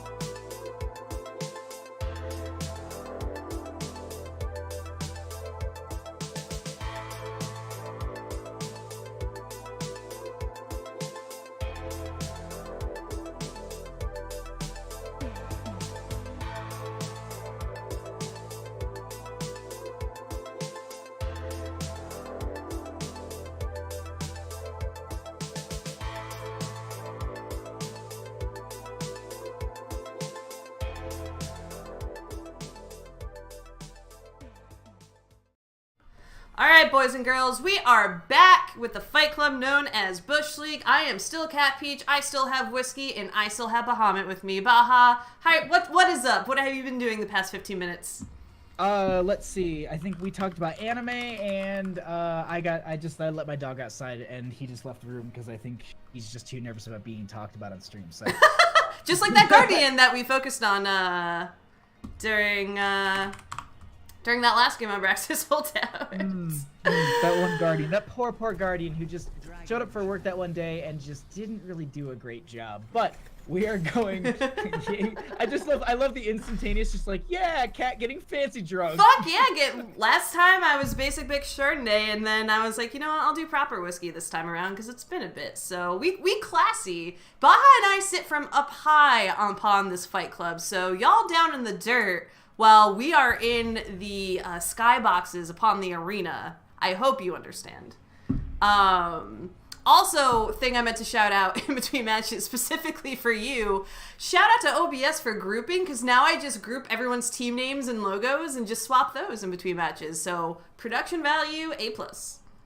Oh, that's going to be so much easier than me just actually... You know what? I need to create separate things, because I'm just thinking about that. I'm like, I can literally have game 1, game 2, and I don't have to fret, panic while setting up lobbies and also getting messages out to teams and then change all my OBS settings. Dear Lord, Cat Peach just teaching us all. Thank you so much. But enough about that. We are going to be getting a Dragonshire match here, just because I know Twitch chat doesn't like to see anything besides just meta picks, so we're going to go straight to Dragonshire. And we'll be having a nice lane matchup here. As we will be having the interesting solo lane and top, and then we'll be having the rotations between mid and bottom, or the stronghold and bottom, as Kael'thas gets banned out here right away. I saw, though, in some of the draft chat, though, Cat Peach, they said they got some spicy picks for us. Yeah, they were, both teams, Extra Cheese and Team Fuck were kind of teasing maybe something a bit out of the ordinary this time around, which I'm only going to assume still results in my heart being broken without things I want to show up being there. But you know what? I appreciate any team that's going to maybe do something a bit different. Maybe pull out a Gazlo, pull out the Samuro, maybe even a Vikings, if you're really feeling it. So we'll have to see what these teams actually try to live up to, as we have Rhaegar and Raynor both being banned out here. I mean, you said it perfectly. This is the fight club of Here's the Storm. Like, this is where you bring out those nitty-gritty niche picks that you're so strong with. I'm gonna back up here for just a second. Let's just go over to the open division in Europe, and let's talk about the first 4 weeks where Murky was played consistently. Yep. Viably, and won third on top of that. Place, got to third place, that team. They did MVP 1 week as well, for playing Murky, for playing Probius, for playing Gaul. That team just cheesed their freaking way up through open division. It was great. So far, we're not getting too much delivered on that promise from these teams with Johanna and Yrel so far. Or maybe that just shows and I mean, this is the Bush League, so we're just bluntly honest here. Maybe that just shows the state of EU, where there's really just only a couple top teams. Ooh, SmackDown. I mean, E-Punk's Black hasn't not taken a single week. They're kind of crazy. Like, I'm excited to see what because they're gonna get to Crucible, like, straight up. They're going to. I know where there's a draft happening right now. I just want to quickly note that E-Punk's Black, I think the first time they dropped a single game in the open division was week 4 or 5. I think it was week 5 of the open division. That was before we took the 2-week break for the Western Eastern Clash. Like, to go 5 weeks without dropping a single game, that's a lot. Bit ridiculous. That's like Dignitas levels of crazy. Yeah, E-Punk's Black, they're looking to make their way back into the into the Pro Division. But let's go ahead. Let's talk about the strategy. We actually get halfway through it. Kepi, I'll give it over to you for now. So the Lucio ban, very interesting. Definitely probably targeting the side of Team Fuck there, as I think they've actually pulled out the Lucio a couple times in Bush League, but I could be mistaken. I'm wondering what the setup is with Johanna and Vala and what's going to be the next pick up into there, and what, very specifically, what their support is going to be and what additional frontline they're going to have for that Vala. Wasn't guessing the Uther. Li Ming, strong on Dragonshire, great poke, lots of damage there. The Uther has, I've seen in a couple trickling places I lurk. Uther's making a small comeback. So that'd be weird, but do we see a Genji? Do we see a double reset? I mean, that Val would be a solo laner, which would be not a good time. But I'm sorry, I was kind of half paying attention as I looked over because you can't see chat. Oh my fucking god, Medivh, are you kidding me? We just got done casting a Medivh game and it went on forever. Chen! We get a Chen. Chen. Team Fuck wins. That's it. GG, well played. Probably the best solo laner on Dragonshire. To be honest, no, like that is. It's actually like the one map where you can actually viably play Chen in the solo lane, and it's actually worked out very well, even at a pro level too. That's the big thing in this situation, is that he's been a contested hero. I wouldn't say contested, but he's definitely a viable hero on Dragonshire. Especially in Bush League. It's like specifically maybe for specifically in Bush League. Oh, but the man. one thing I was going to note really quickly is that Dorsch, in that entire draft, they banned out the Rhaegar and they banned out the Lucio, and then he just goes, oh, come on, guys, I only have 2 heroes. And so I think those are specific target bans towards Dorsch, the support for the members of Team Fuck, but we're going to load into this right away, and I can't wait for this game, Cappy. Oh, man, this is going to be so exciting. I have not gotten to see how a Chen trades into a Yrel, so that is something we'll get to have our sights on here in game number 1 as these teams get ready and start making their way toward the mid lane. On the left, in the blue, we do have Extra Cheese. We're going to have Yelly on Yrel, Sulfate on Greymane, Razani on Medivh, Old Backpack on Diablo, and Pet the Fish on Decker Kane. Battle commencing. And on the right-hand side, with we the are beast going to be up, having the members of Team Fuck with the beast steps around their own keep. We are going to be having Dorsch going to be on the Uther. We will having Flameg going to be on that Vala. Digitality will be on the Li Ming. DJ Tyrant on the Joanna. And rounding out the team on the Chen, Zexurus. Let's go ahead and get into game 1 here as we have a pause. Perhaps? Is it pause? I'm gonna ask. And we'll just see. We'll see. We'll see. JK. I've never seen PP for pods before, which is why I'm like, huh. Anyway, Chen. Let's talk more about Chen. Tell me about Chen. I have not a lot of experience playing Chen, but we're having a questing talent come out in level 1, Accumulating Flame. So looking to really ignite that Yrel with as much fire breath as possible. Trying to pick up armor later on in the game, it seems like. So, is that what we usually see out of Chen's? Like, what is that? I would say, yeah. In this situation, it would offer a little bit more into the wave clear, as well as you can build up a little bit more damage. The other thing too is that the big thing, like Zexurus is I would say probably one of the most adamant soapboxists. I don't know if that's even the right word, but like. He will just yell about Chen till the end of time. Like I used to complain about Asmodan a little bit, like, and I'd be like, it's just, I'm sad, like he just needs his things. No, Zexurus will literally just like will probably like tweet Blizzard almost every day if he could, or just if he had the reminder for it, just to go and say like buff him, do something with him, because he plays him a lot, he understands the hero, and it's a strong solo laner, and it offers a lot of good, you know, poke and interrupt and just kind of annoyance, but the thing is, a stun and he's done. One stun and you're done, my fucking kid. I don't know why I went all Boston on you, but that's the thing I did. Just a little bit. just a little bit. Focus a lot down here on this bottom shrine. Azrael has kind of captured that top one, and Chen not really having too much success pushing into that. So a lot of contention here. Lots of roots coming out from Decker Kane. Old Backpack going into DJ Tyrant, who's a little bit stuck there for a bit. Rosny coming out, trying to maybe finish off that Johanna, but nothing too much. DJ Tyrant getting away there. Split so far on these shrines. And I see JL in chat was just Chen in the soul lane, and this is absolutely, yes, this is one of the most and only maps you'll actually see a Chen being played in the HGC as well, is Chen in the solo lane here, as Johanna will be falling in the bottom lane down here. Diablo going to be falling as well, so a 1-for-1 to start this out. Digitality trying to get those resets, but it won't be working out for them. Yeah, both tanks now gone, leaving a very interesting face-off here in the bottom with just some assassins and some supports going on.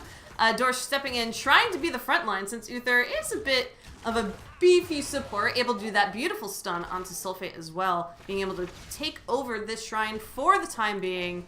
Zexer still trying to do what he can up here in top, but Yeli is just commanding this lane on this Yrel. Yeah, this is going to be a struggle though, because the one thing that Chen does suffer from is being knocked out of that chug. So as long as Yeli can hold the Righteous Hammer or hold the trait to then go ahead and proc it instantaneously and deny the mana being returned to Zixers as well as the shielding and health, that's big. So we'll see if that's utilized here. But so far the members of I'm kind of blanking out. Extra Cheese are going to be going ahead and having the channel available for the Dragon, but Johanna mid lane will be denying. Yeah, Johanna being able to hard deny that Medivh doing anything.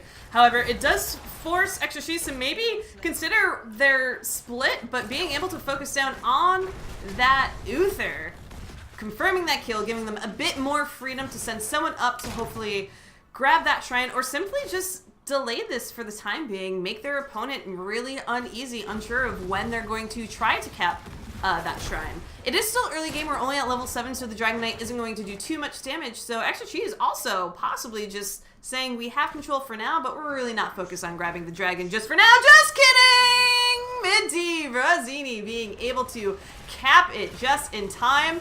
Now pushing down this mid lane, trying to get a little bit of an experience lead. Yeah, Extra Cheese dropping in just that extra layer of Parmesan here, just being like, look, we got it. And so we're going to go ahead and push into mid with our Dragon Knight here. And I got you good, apparently. I was drinking something when you said that. They'll go ahead and open up mid lane, just knock down this gate. They'll be able to rotate into bottom and really open this up. And on Dragonshire, we'll note, you've probably heard people note this, like on both Sky Foundry, there's a prioritization into taking up the gates and the wells, and that's the same thing on Dragonshire, because taking up the gate in top and bottom is big, because one, it ruins the lane being able to sustain there. You have to rotate into your mid or into your keep range just to go ahead and get some sort of buff and healing and mana instantaneously. But they're trying to poke out on this as the Dragon Knight will end. They don't get the well here. Root going to be coming out, not going to be connecting on anyone, and they just back out of here. Meg, though, looking for some damages. Old will be going ahead and getting the shadow charge, but no kills just yet. Yeah, Rosini had the great portal to make sure him and team were able to get out of that push very safely. Now reset and be able to face off on even footing here in the bottom lane. That well is incredibly close to falling, and so the members of Team Fuck gonna have to be really cognizant of that come that next shrine phase, like you had mentioned. I like this focus on the siege camp, maybe additionally trying to build pressure in the bottom lane for Extra Cheese, finish off that well while the rest of the members try to keep members of Team Fuck occupied here. Old Backpack hanging out in mid, seeing who they can spot. Vala's been chilling here quite for some time, and so maybe trying to catch her off guard, finding an easy pick there. The rotations are going to be coming out at this time. It's mostly just the members of Team Fuck looking for that level 10, and overall, Yeli going to get pushed in here into the gate, but the thing is, they still have this great clear. That is going to be the drink denied. Zexer is going to burn a lot of their mana because that's just how Chen works. That is going to be Polybomb coming out. Li Ming will be bodied here as DJ Tyrant is trying to get up. The Iron Skin is used. They keep following the skill. They get beyond the range of their fort, and they will be fine. Yeah, just fine. The timing on the Stay a While, Listen, and the Apocalypse, mostly good. A little bit of damage proccing the members of Team Fuck to be able to escape that sleep and avoid the apocalypse. So a little bit of communication maybe needs to be cleaned up there for Extra Cheese, but that combo can be just so sad if they're able to land that later on in the game, and now they know that that's totally an option coming out for Extra Cheese here, who are now stealing the siege camp away from their opponents, continually putting pressure on this bottom lane. You love to see it. Level advantage, DJ Tyrant trying to help clear that with team as fast as possible. Shen popping ult in order to try to potentially get Yelly. No. Maybe. No, the slow won't be enough, and they'll go ahead and back out of here. Dragonite, though, going to be picked up once again by the members of Extra Cheese, so they'll go ahead and grab this, and they're just like, all right, we're just going to come and just pepper in on this mid lane fort, and then maybe go for bottom, because here's the thing. You're going to see a high prioritization on mid lane and bottom lane. Top lanes, that's the solo lane's issue realistically. As I'm gonna eat my word. Oh, okay, no, they're gonna go into the mid. Main reason why is there's Death Bridge, and that's just, it's not fun to push into that, as they still will get the kick through the gate there. And they'll just go ahead and weaken down this gate, and I wouldn't be too surprised as to them just backing off after this, because they don't have too much with this Dragonite. Yeah, Dragonite is almost done in terms of health, and once you have Medivh there out in the open, it's very hard for that escape if Team Fuck can get stuns onto him to prevent the portal from going out. So rotating bot, being prepared to clean up a bit of this minion wave in the bottom with what remains of 12 seconds on this big old dragon barreling about. Yeah, we just see the rotations coming out from the members of Team Fuck. They're maybe looking for a pick after the Dragonite, but I don't know. Okay, I was gonna say you can hit a button to end the Dragonite if that's what you're looking to do here, because they want to follow up on some damage, maybe even a fight. It's 13-11. This is kind of a bad idea on the side of Team Fuck, as they actually get Pet the Fish is getting really low. Pet the Fish is being focused down so hard, ends up falling first, but the beautiful APOC landing on two there. Vala coming out with the damage as well. Uther is going to fall as well as Vala there, so 2-for-1 trade so far, but Greymane ends up falling as well. In the process, Zixaris, one Panda looking low. Main Panda should be able to get out just fine. DJ Tyrant still going in here. 3 little tiny minions left. Gonna back off from that engagement, so more or less, I don't want to say fair trade, because Yelly's just been doing work up here up top, and that is not what you want your L to be able to do during any kind of fight, is have free experience. Just Sulfate letting everyone know, like, we're good. Like, that was a little bit of a slip up. We're all right. We'll recover from that. We're going to be pushing right back into you. But at the same time, that was a slip up, notably, because that pushes them back into the experience range that they need. That kind of gives them a little bit momentum on the side of, here, I'll go ahead and get us a little bit of a pause here. Ooh. I also resumed the game at the same time, but I got the pause for us. We all have the same idea at the same time, but I'll go ahead and see what is that. Didn't mean to say we good at chat. I like it. I like it. All right. Okay, so hold on. I'm just trying to read chat and figure out what's going on, because I don't know if it's a meme or if it's reality. That's the big question. Is this the mean life? Is this just fantasy? Caught up in game chat. I can't think of the last word. Yeah, it looks like I have no idea what these teams, because the opposing team said we're okay now. I'm like, but you didn't ask for the pause, so hold on. Yeah. Apparently they also had Fish's monitor die. I don't know what's going on between. Was Pet the Fish just playing without a monitor? Like, that's kind of impressive. To be like, I'm just playing with sounds. I mean, if you're literally just feeling out the game with sounds, yeah. I just should stop playing this game. Period. Yeah. Honestly. I'm sure some people tried to. That would be actually really crazy. I want to see that. That's the new All-Stars during BlizzCon. If they do All-Stars during BlizzCon, just monitors off. Yeah, monitors off. Good luck. All right, looks like both teams are back to being ready to continue this beautiful, beautiful game.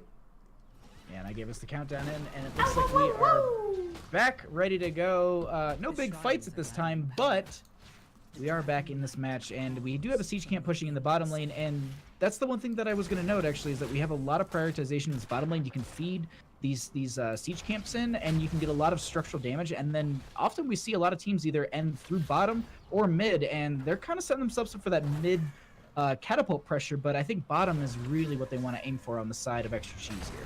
Yeah, absolutely. And being able to control bottom, giving yourself the opportunity to grab that bottom camp as well, given it's the only uneven camp in the game. Good to have it in your favor as the members of Team Fuck. Grabbing the shrine, we see Digitality already taking vision on this camp, and it looks like they are going to grab it to try to alleviate some of the pressure that they felt on that bottom fort throughout this game. So it'll give them a little bit of a reprieve. Medivh does scout this out, however, and I just really want to see the leyline cheese of stealing camps from people. Chen going down, though. I'm assuming gank up here in the top lane trying to protect this fort. Old backpack grabbing the shrine. Fort down. So that is 2 forts down for Team Fuck. But they're trying to finally get one of their own.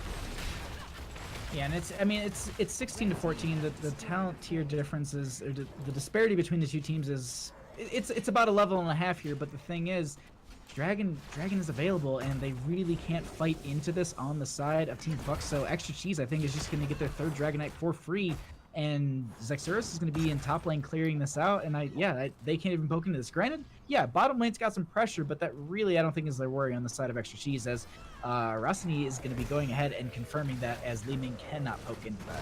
Yeah, can poke into it. Ends up getting slowed as well from Yrel. Looks like the beautiful sleep coming out on landing on DJ Tyrant and onto Dorsch. The stun onto Dorsch as well. Looks like folks are trying to make sure Uther does not survive any longer, although Dorsch, Uther, one of the tankiest supports in this game, able to survive that attempt. This Dragonite, however, with Medivh, pushing well into this gate. And we have to see whether or not Extra Cheese wants to finally commit to this bottom fort, which it looks like they are going to. Should be easy pickings there. But what's going to happen? Can they, once this Dragonite expires, is there any chance Team Fuck has 16 yet? Because if not, it's an opportunity for them to force a team fight here as well on enemy territory, and perhaps get a pick here or there, and then prep themselves even better for the late game. Yeah, I think they back out of here, because the thing is, yes, it is close to that range. Yes, they have the advantage, but the thing is, it's way too close in talent tier advantage. So if they lose someone in a ballsy play, because we have seen Extra Cheese, step up in some situations, and we've seen Team Fuck step up in situations against Extra Cheese, and actually Extra Cheese losing out in some of these talent tier advantage fights. So I think they might be a little weary of that, so they'll back out of there. They'll have the Medivh scout this out. They know that they're being followed at this point, and you noted it, I think in our last series, how terrifying it is to have a Medivh floating over you. It's like, well, they know what we're doing. We can't really sneak or look for a gank. We just have to make rotations and soak experience, and they'll just be able to kind of out macro us, because they'll always know where not to be. Absolutely, and there is absolutely no chance of any kind of bush ganks, given that vision as well. But also, if Medivh is just flying around and getting vision, sure, that can be great. But there's other stuff Medivh could be doing in the process, and it's one of those trade-offs of, do you have Medivh trying to partially soak in one lane that he has deemed as safe, or do you keep an eye out for vision on the team for the rest of your team to capitalize on? Given that there's a 2-level lead advantage for Extra Cheese, I'm assuming the latter is definitely the way to go. Given that with that vision, being able to steal a bruiser camp away from their opponents is quite money, especially when all forts down. Yeah, being able to just rotate this aggressively it's huge for the members of Extra Cheese, and they're just going to abuse as much as they can. As you noted, that they have that 2-level advantage, so they'll be able to scout with their Medivh freely without needing to worry about XP loss, because they're still on par for the 20. But they have given that kind of tracking up at this point, because they do need to soak for those 20s. They want to make sure that they keep that advantage while going into this next phase here. It will be starting in the next 15 seconds. Pretty even for both teams. All heroics are off cooldown. It's 7-3 in kills. This is when the members of Team Fuck need to make a call or need to move in. Otherwise, this is going to be the 4th Dragonite for the members of Extra Cheese, and they could potentially end off of this because they're looking really good on their lane pressure currently. Extra Cheese likes that cheese well done with that Dragonite Flame, being able to just set everything in its path on fire and clear things out of the way. But Team Fuck looking to engage, making sure that doesn't happen. Old Backpack taking a lot of damage. Chen, Zexeris popping that ultimate, splitting into 3. The Apocalypse, though, being able to do a beautiful stun for that Polymorph, and it just keeps spreading. Chen with the Storm, Earth, and Fire, and just being able to, and just, that was such a good call, just to go ahead and drop the Polybomb on them, because it really denies that entire ultimate, because they stick so well together you can't macro them. But there's a lot of pain going on to DJ Tyrant. Sleep comes out from Pet the Fish. They're looking for that Johanna Greymane is going to get killed here, and that is going to do the Polybomb spread across a couple members here, and it's currently 2 to 3 dead, and this game is just, it's going sideways seemingly for the members of Extra Cheese in some senses.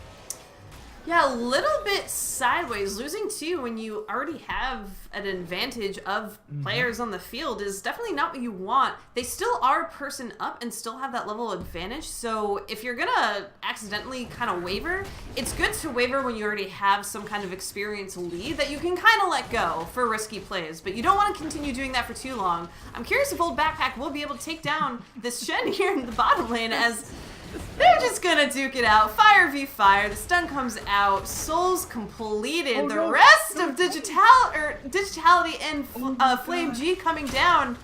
The body blocks on Old Backpack. The Rain of Vengeance actually misses, but that doesn't mean Diablo still falls. And all those souls that he just so hardly earned, gone.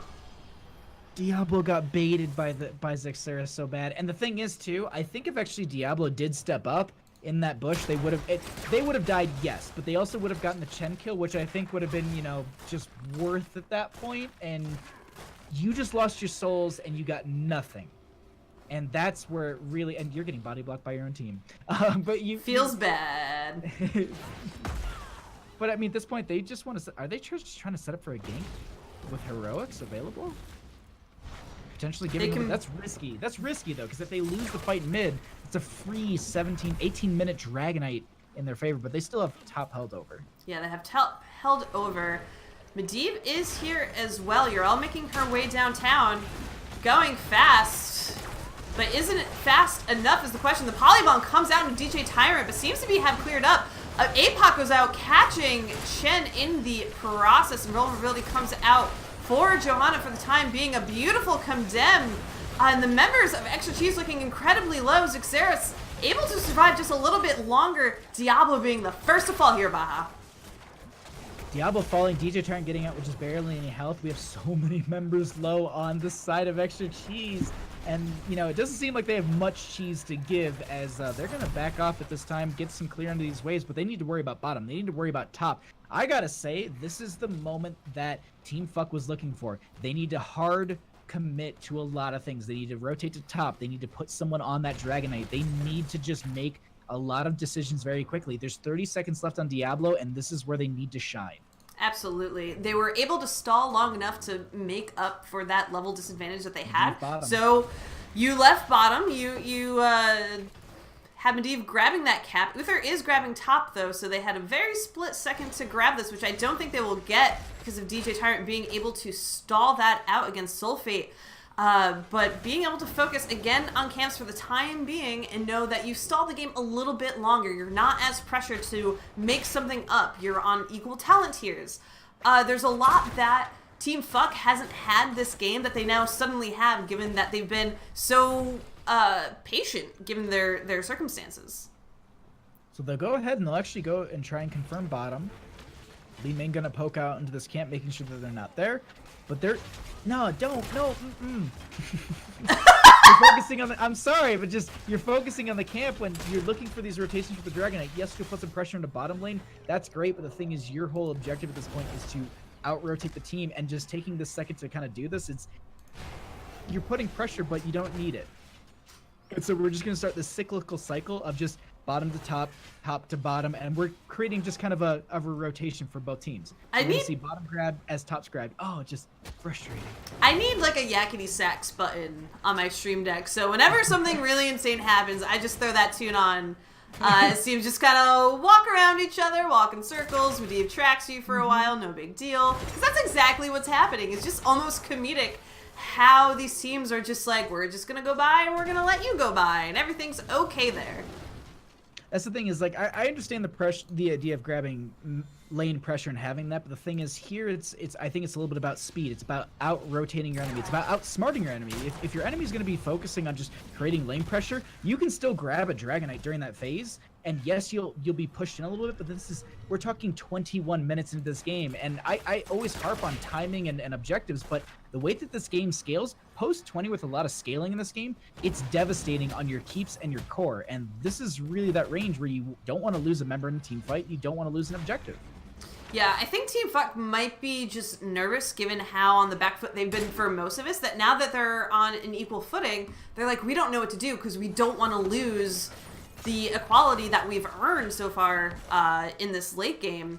And so they're playing extremely cautiously and afraid to maybe be aggressive in grabbing that Dragon Knight because they know if they lose one member or two members even, that it's going to be game for them. They don't have a lot of win conditions. They have that bot lane. That is it on their side. While their opponents, all forts are down. Top lane. Easy pickings, you know? We just keep getting rotations between the two teams, and it's really just who's gonna get caught out in the rotation. DJ Tyrant is scouting out a little bit, but the thing is, they have Medivh. This is post 20. There's no real big thing to soak, and yes, experience does matter here because it does still give your hero a buff in damage and their skill set. Yrel gonna grab this. That's it. That's gonna be another Dragon Knight for them, and they're gonna go ahead and push this into bottom because you can't pick a point faster than you can go ahead and channel the Dragon Knight, and that is Yeli grabbing the 4th Dragon Knight of this game. Flame G could have vaulted and Hungering Arrowed that, I think, to stall. Allow team to get in there. A bit risky given that members were showing, but this is Dragon Knight. All Dragon Knights going over to Extra Cheese Xerath, getting a lot of damage. DJ Tyrant, the Hardened Skin is popped, but Chen falls first. Diablo now focusing on that Johanna, making sure that she can't run away. She's low in health, so she's separated anyway. And this allows them to simply have this beautiful path to this mid keep and potentially end this game. 1 minute left on the Dragon Knight, 76% here. They just go ahead and step up onto this keep, and you can see the autos from this Dragon Knight are chunking the core, or excuse me, chunking the keep. I wouldn't be too surprised if they then do step up on the core. They better. Don't bitch out. I see pings, I see the wariness, but they go ahead and they start to move their way up. DJ Tyrant taking some damage here. Cat Peach, there is a huge sleep that comes out, but it actually doesn't connect. Yeah, it doesn't connect, but Yrel is not being contested as she wails away on this core with this Dragon Knight. Decker Kane is going down. The rest of the team is split. Yrel is trying so hard to finish this off, but she's the only one left here on this core. Oh my god, It's so close. Yrel is about to get. Does she have anything? Does she have Ardent Defender to pop? No, she doesn't. The core is at 2%. The B-step's coming out from DJ Tyrant to just rub it in that they had almost ended. What a beautiful defense coming out from Team Fuck. Holy shit. If Ardent Defender, if they just managed to hit R, but they were locked down. There was no way they were going to be able to hit their heroic ability there. But if they managed to, that would have just been, she would have got that 2%. We currently have a Keleres core. I feel like didn't this happen last week for the Bush League? Didn't we get a Keleres core last week for Bush League? We might have gotten something very close. And I'm trying to remember. It has to be 5% or below. He did confirm it himself like years ago. There are standards to the curse. There are standards that Keleres set himself for a core, and it's 5%, and we currently have one right now as Xerath and team are going to be getting some damage here onto Old Backpack, but that is a huge poly bomb that comes out onto so many members. It's still being spread. That is going to be the sleep coming out as well. They get the kill onto the Uther. There are the ghost heals as well. They also do have the redemption to come back on top of that. Sulfate is really low here, but Cat Peach, there's a huge APOC. The APOC is able to stun so many members of Team Fuck, but they are still going at it, knowing that this is their last chance. DJ Tyrant about to fall. The Hardened Skin gets popped. Xerath trying to cause damage onto that back line. Johanna finally falls. Dorsch not able to keep anyone alive. Xerath ends up falling as well. Yelly going in, trying to slow the retreat coming out here. Digitality finally returning, popping out damage as best it could. Medivh and Yrel both fall. Old Backpack now in lines of sight. Greymane ends up falling as well. Dorsch trying to get onto that Diablo as well. It is 2v1. Somehow, Old Backpack trying so hard to get away. But with Dorsch taking a little bit of keep damage, should be able to get out of it. There we go. Why are you Hearthing? Push core. No.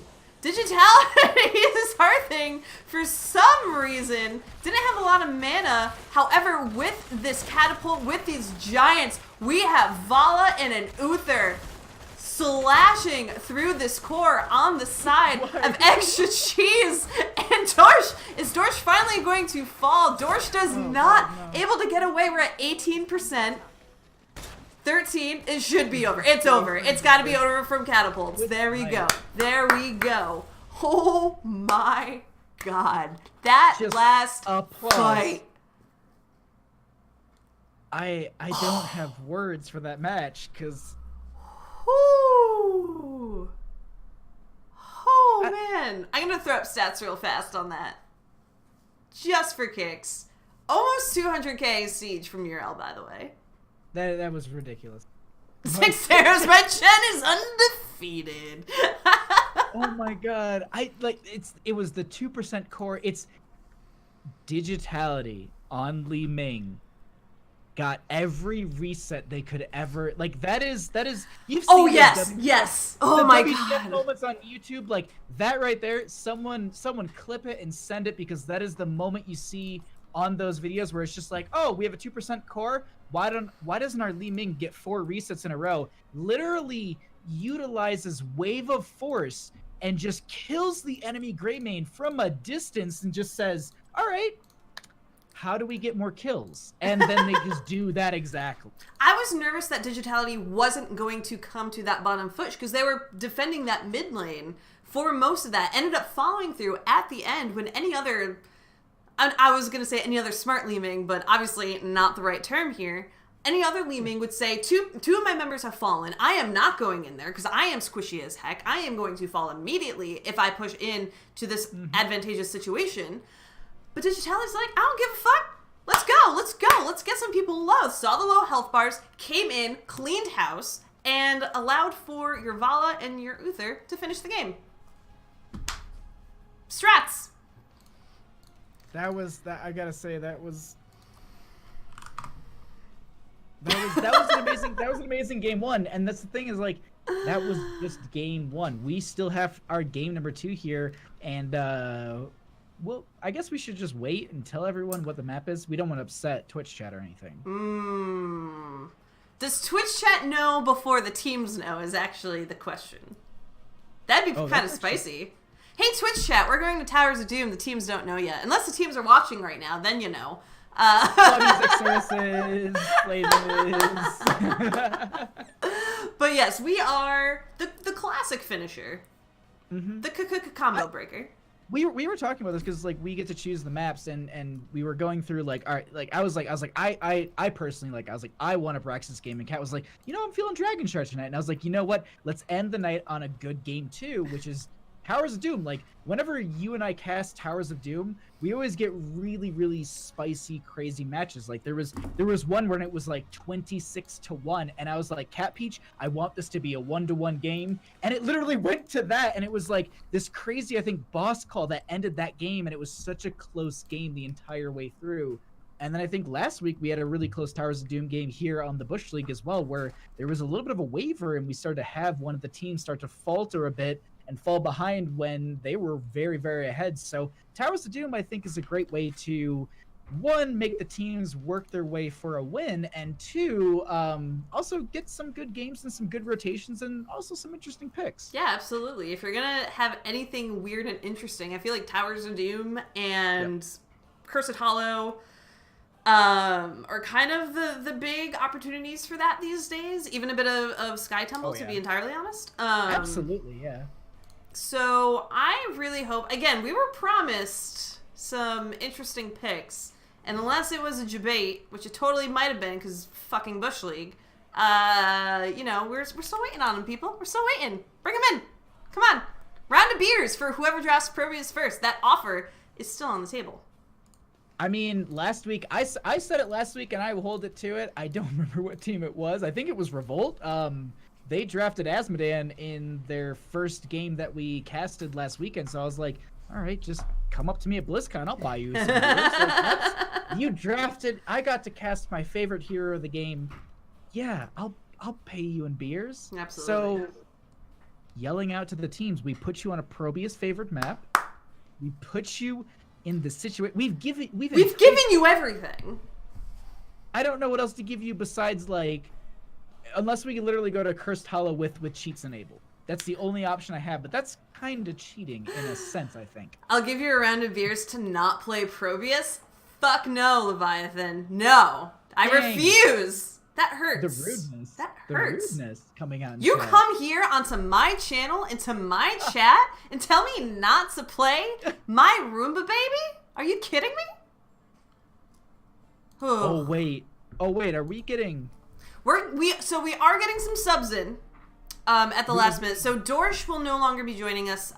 He does have a tastiest sub. We're getting a very tasty sub. For sure. Dorsch's child is unfortunately sick, so he has to go take care of them, which is very responsible. So hope they feel better. Sending good vibes.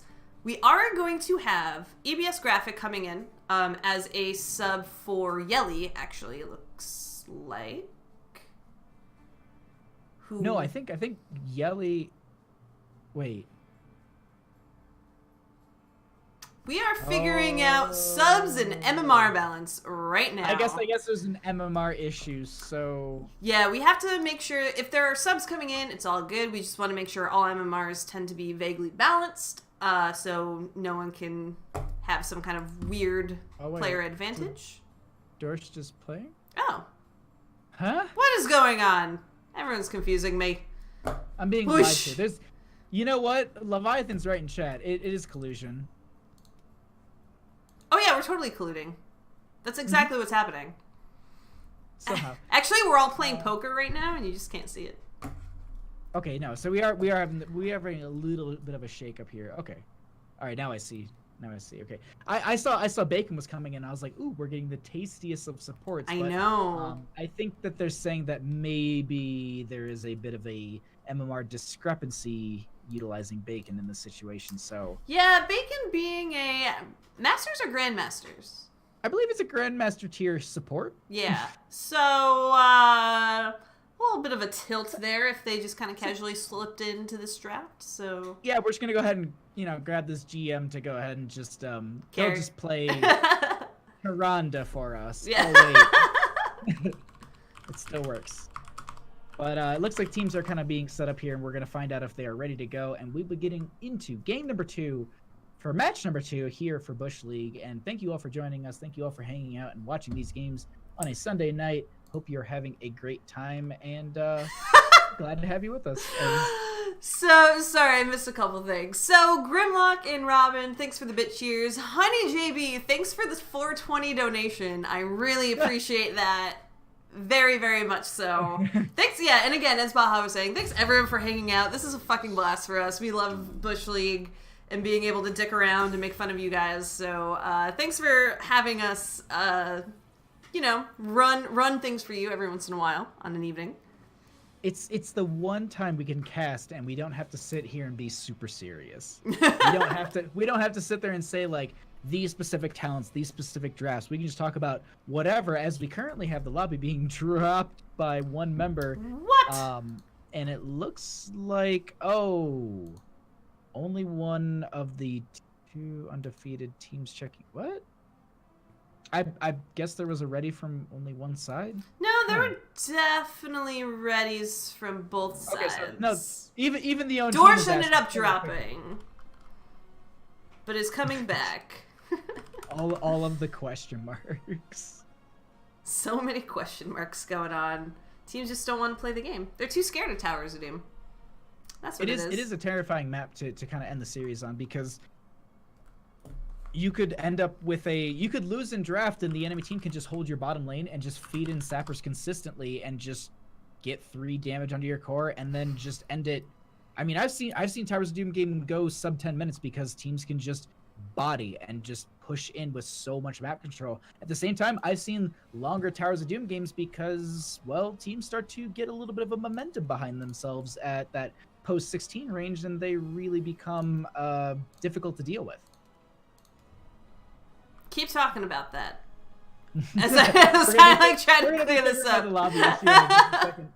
But no, I mean, it's one of those maps that I do think that there's a lot of viability with the odder picks, and that was one of the things that we kind of noted at the start of this, is that you can get those Lost Vikings, you can get that triple lane ability to soak, you can get, as you noted with your Probius. I mean, there's a lot of great setup, a lot of great areas for Probius to excel in these situations. The vision provided is powerful as well, so overall, I think there's a lot of viability with a lot of different heroes. I mean, Sylvanas gets reprised on this map as well, with being able to control lanes. Yeah, absolutely. And you kind of joked about Tyrande earlier on, but I mean, if you're going to pull out Tyrande, someone who grants a lot of vision, can poke from afar onto those shrines. If you're going to go wacky, Towers of Doom has a lot of opportunity for those types of characters. I definitely run Sylvanas every once in a while in Towers of Doom. Shh, don't tell anyone. I mean, but it does. You have global poke, and that's a huge aspect. And then once you're able to pierce, that means that there's no one who can sit there, because like often you'll get Li Mings on this map because Li Ming offers really, really good poke from afar. You can sit on the other side of your mid lane and poke into your friendly side shrine if someone's trying to steal it from you. And then you often have teams play that, they'll put the Joanna or the tank or whoever's playing tank in front of the person who's capping the point to then just body that damage. But I don't know. With Tyrande, with Pierce, right through the tank, and then you still get the interrupt. Yeah. Yeah, lots of very interesting, weird things. And I like interesting and weird. And the other thing, too, is, I mean, if we want to stick on Tyrande, late game Tyrande with cooldown reduction, as you're actually hitting heroes, you're then being able to do it more so you can continually interrupt it as they try and, just cap it. And it's I don't know, it's a perfect situation for her. You're then just committing to the double support, but with a white main, I think Tyrande white main works great together. Yeah, if white main does happen to make it through, we saw some white bans in actually both games versus when it was GatJ versus Revolt. Still not showing up here yet in this match, but I would love to see some white main play coming out of Bush League if anyone is brave enough. It's actually something that we saw a lot of last weekend, but we didn't see much of, if any, tonight. Same thing with HGC. Like, I saw her pop up here and there. She has a high ban priority in Korea, it looks like, but NA I don't think has high priority, and I think EU banned her out a couple times, maybe picked her up, but it's really I don't think she's heavily impactful from what I've heard from a lot of people, that she kind of resides in that, well, if you're going to pick her, she kind of falls in that she needs some extra support on top of her. Yeah, anything I think that also grants additional shielding. I wouldn't be surprised if we saw white main Tassadar kind of come back as like the Tassadar plus some other support composition. Something just a little bit extra. Or if you even want to start running that Zarya a bit more, anything with that shielding, anything that can protect people that perhaps she cannot. Because the question is, you could then maybe go into, if you focus on like a Tracer, that's a lot of sustained damage, but you also then, you can go to the Tassadar, you can go into the white main. So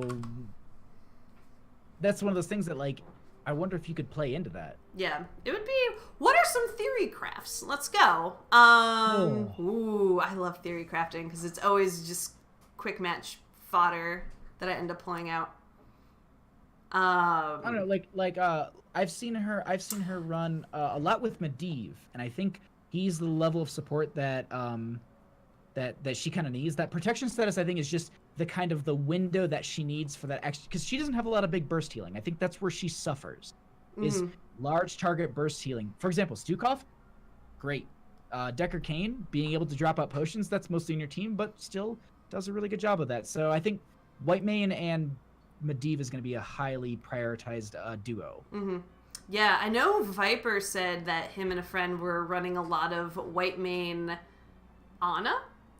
Nano boosting the white main, putting out that much damage in order to allow her to have that more significant heal, which is like a very weird niche, I think, pairing, but it would be curious if that was something that we saw a bit more of. I think we're going to see, once we see Mephisto come out, we're going to see, much like how we have Diablo, Deckard Cain, Phoenix, we're going to be having Mephisto, Whitemane, Ana. I think that's going to be a trilogy that's going to be formed itself. So, because there's the Nana Busa Mephisto's broken. It's I've seen videos of it already. It's just brilliant. I'm so excited to see Mephisto in action, to be honest. Although excited and terrified because he's still giving me nightmares, if I'm being entirely honest. Very, very spoopy boy there. Sorry. Before, just really quickly though, what was it you said on Twitter? Because it actually killed me. What did I say on Twitter? Oh God, you were saying like something like you're. Oh, I was talking in Slack with some people, and I was like, yeah, it looks like he'd come up with a fedora and, like, come up behind me and try to explain something. Or no, I was like, he'd probably come up and be like, well, actually. He just looks so... I don't know. He freaks me out, man. He'd me. I feel you. I feel you on that. It looks like we might have retrieved a Dorsch, almost, who seemed to have needed to have a computer restart. According to folks, let me pop over. I know that they're in voice, but maybe they just need to boot the game and get into the channel. I think that is what is currently happening. Bum ba bum.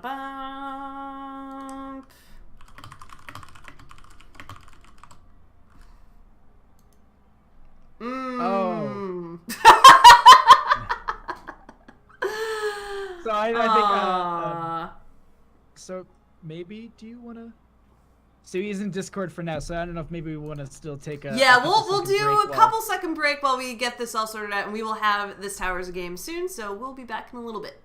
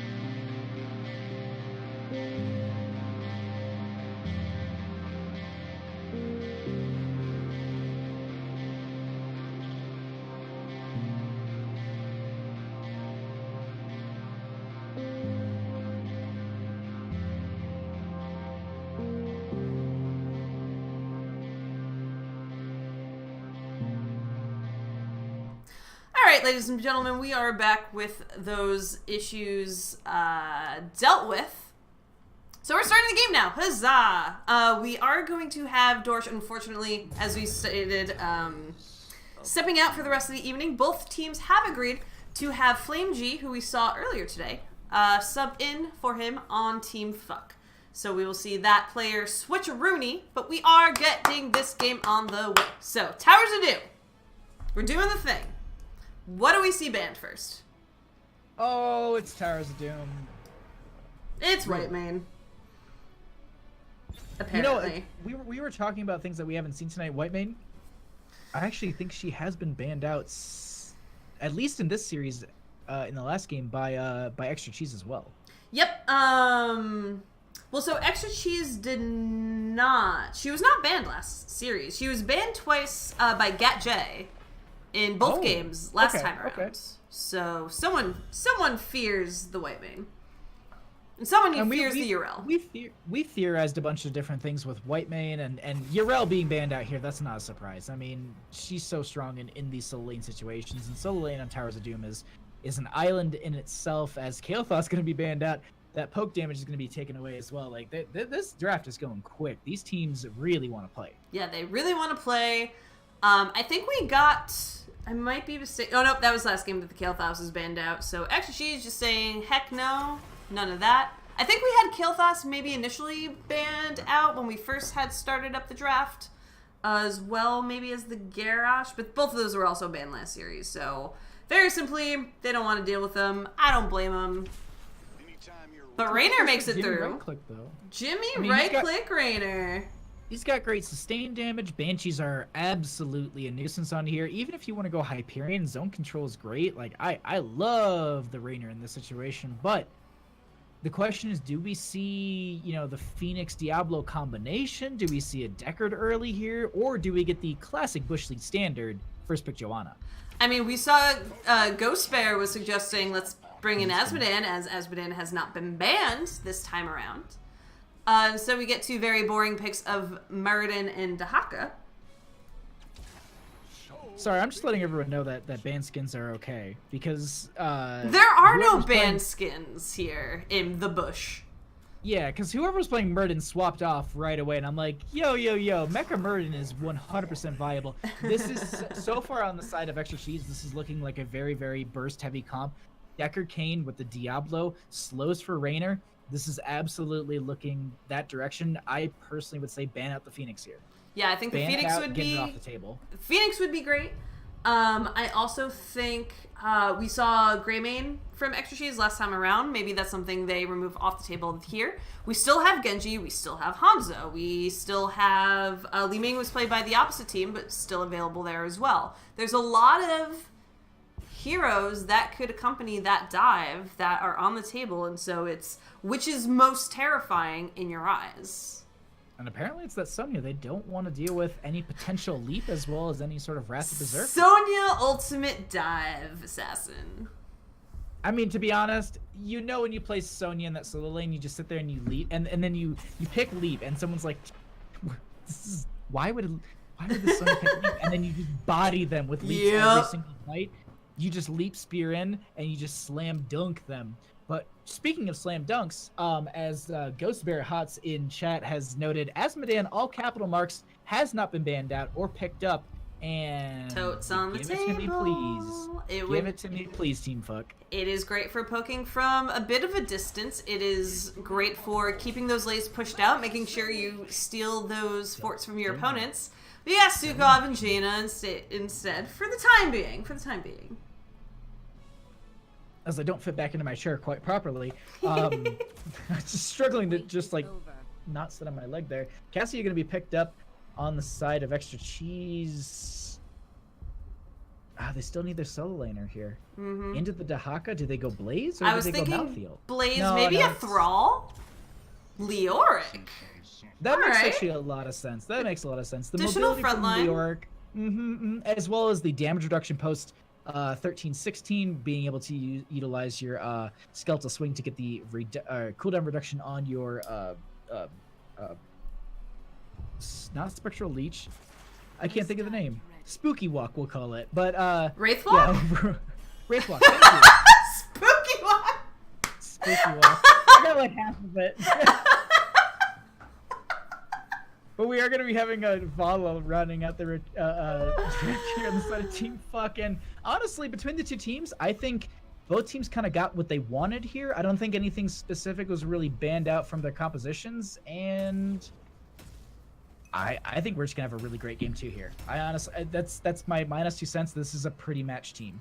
Yeah, I think when I look at Extra Cheese, I see the Raynor and that Cassia, and I appreciate the setup that Diablo and Leorca have, but I see that Jaina, and I see that Vala and that Stukov, and I'm just like, your team, if you can plan it, just melts anyone on Extra Cheese. So, Team Fuck, you get that Ring of Frost, you allow Vala to follow up on that damage, or you even say Lurking Arm under Ring of Frost for afterwards, have that silence there so the team can't escape, can't really do anything.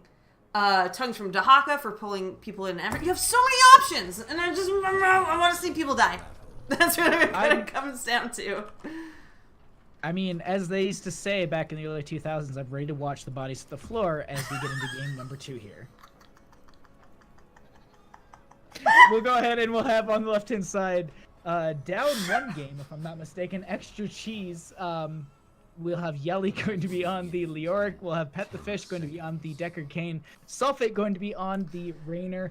Old Backpack once again on the Diablo. And Rosny going to be on the Passy. And in the red, we will have Team Fuck. We'll have Digitality on that Vala. Flame G on Jaina. DJ Tyrant on that Leoric? Stukov. EPS Graphic on Dahaka. Zexeris on that Muradin. And things are starting to explode very fast. A beautiful 5-person root coming out from Deckard Cain right here in the middle. Not too much to follow up on it, but I mean, it's a cool magic trick. As we get into this little brawl here as we start out, no big kills, but some poke damage coming out between the two teams. We will be having Dahaka going up into the top lane versus Jaina going to get bodied. First kill of the game going over to the members of Extra Cheese. Jaina. Womp womp. That's a bummer. I mean, it's an early kill, so not too much. I think early kills, Robity told me this once, that, and this is specifically for Deathball, a kill in Deathball is only worth 3 minions.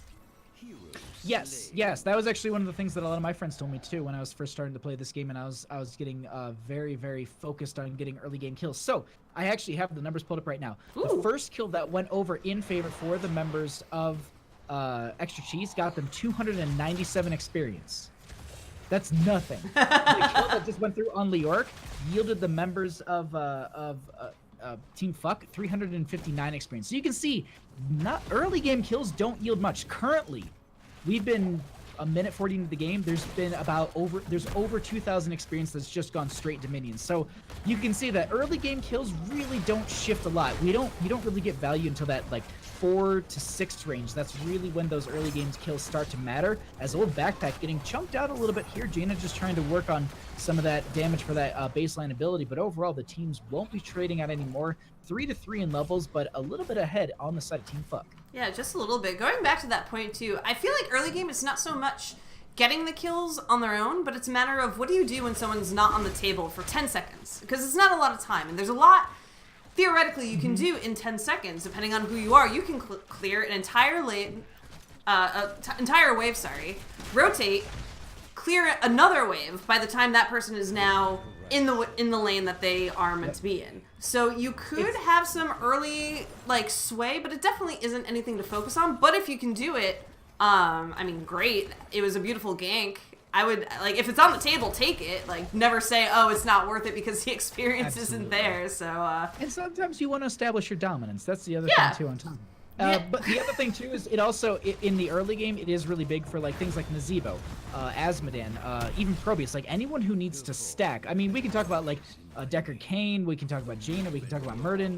Like, currently, just looking at this game, anyone who needs to stack specific abilities, that's huge just to shut those down early game, because those big early rotations are huge here, as Flame G is so low, but Old Backpack will be falling no souls available, and they might have to give over this bottom altar. Nothing has been picked up just yet, so it's still 40-40 in core health as Pet the Fish actually pushes a couple of these members, or the team pushes the bed, and Pet the Fish is going to get the channel. No, it's interrupted by Sexurus. The beautiful disrupt there, and then DJ Tyrant with the follow-up with that silence. The trade-off, too, in these top two, Yelly making sure EBS Graphic does not get that top channel. Zexer should be able to finally channel this bottom shrine, getting those first few shots. Old Backpack coming in to help out Yelly, hopefully trying to dissuade this Dahakram from sticking around, but he's just gonna move right on over to this other shrine that's available. So it's 1-for-1 right now. The channel starts from EBS Graphic. The rest of the team's now coming up here as well, and we're gonna have a full umbrella for this last shrine. Oh, Backpack and the rest of the team are stepping up here, but it's not working out too well as there's a lot of snow being dumped down, and we have the kills going on to Leoric and Cassia. They're going to go ahead and pick up the Rainer on top of that. That will be the third altar being picked up, and that's going to be 8 damage going over to the core of Extra Cheese, and only 4 damage onto the core of Team Fuck, as it is 7-6. 7-6. Digitality focusing on the siege camp, trying to build up that additional pressure in the bottom lane that is already slightly pushed into Team Fuck's favor. Old Backpack trying to gather those souls as fast as possible, also clearing out this lane, again trying to neutralize the push that Team Fuck was able to get in the early parts of this game. This rotation is a bit of an interesting one. The two members of Extra Cheese are here in case they wanted to try to collapse on Zexeris and Digitality, but they're going to focus on their own siege camp pressure for the time being to try to match that their opponents already got. But the invade coming out from Team Fuck, establishing that dominance yet again, as we mentioned, saying, no, we will steal this away from you, and then try to follow up with this kill.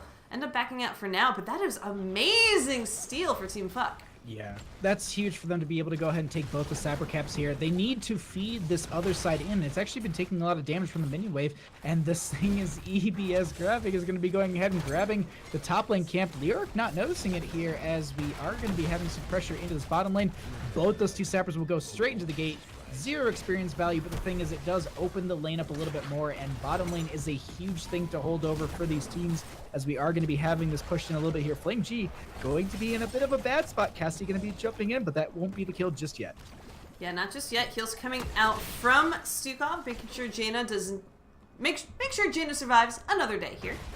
Double Shrine Face starting up. I would like to see just Team Straight, but instead they're going to fight it out here. Old Backpack taking...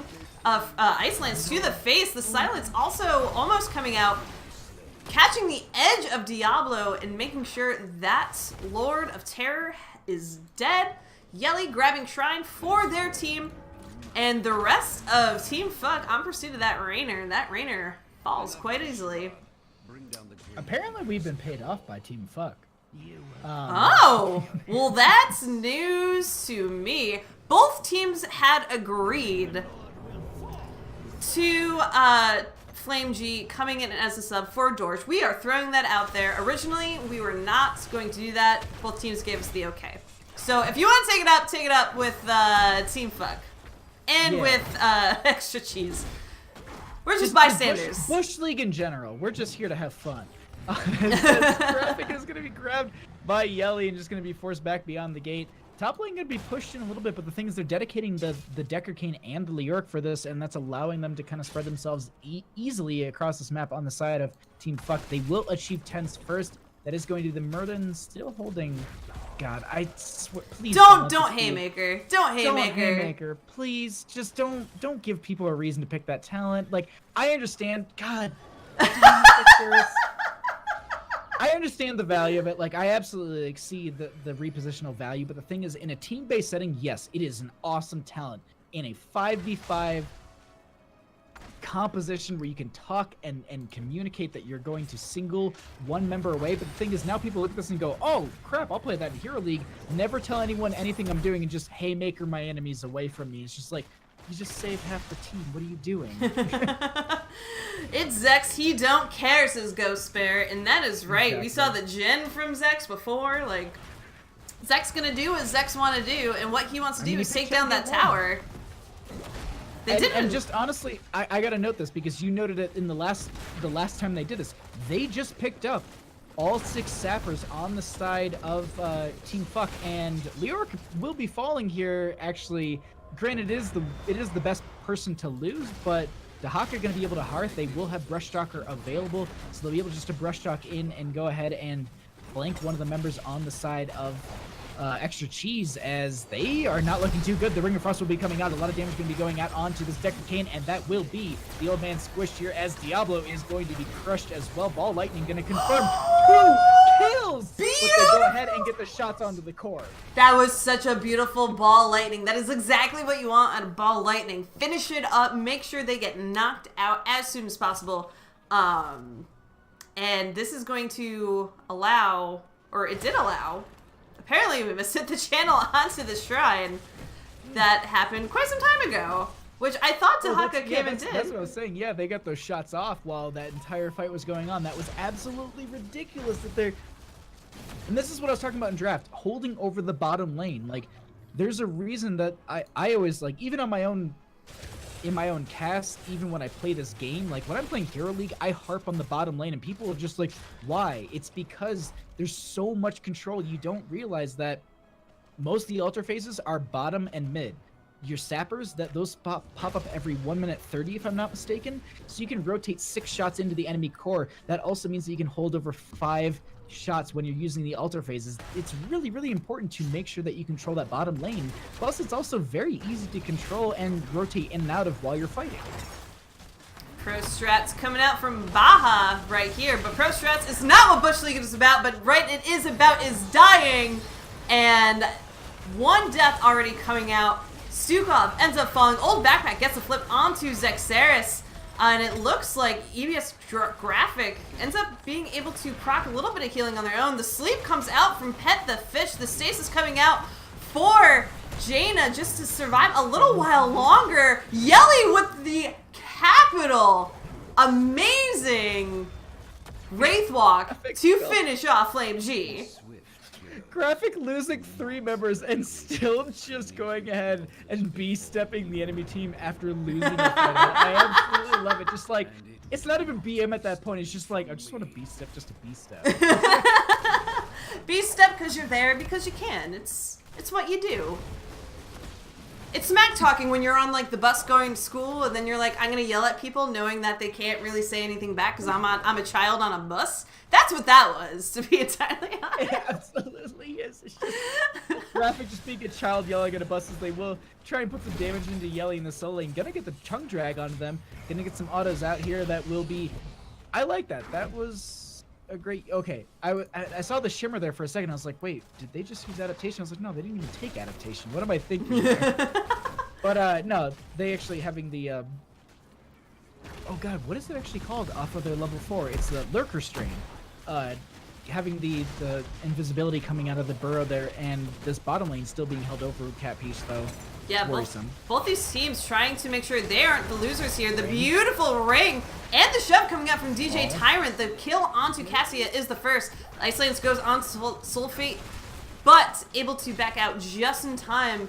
But this is a minion wave coming into this very low bell tower here in the bottom lane. So it looks like Team Fuck will be able to maybe finish it off. Blizzard coming down. Rain of Vengeance going down onto Sulfate.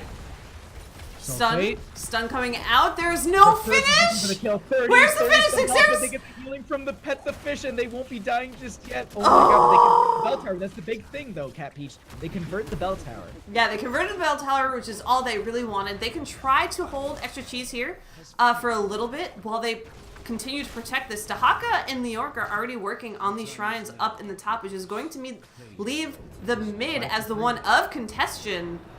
Dukov's already on it. DJ Tyrant has this. There's no way they can contest this. Cassie is coming down. All the wrong heroes. But they don't have that interrupt. Yes, they were trying to use.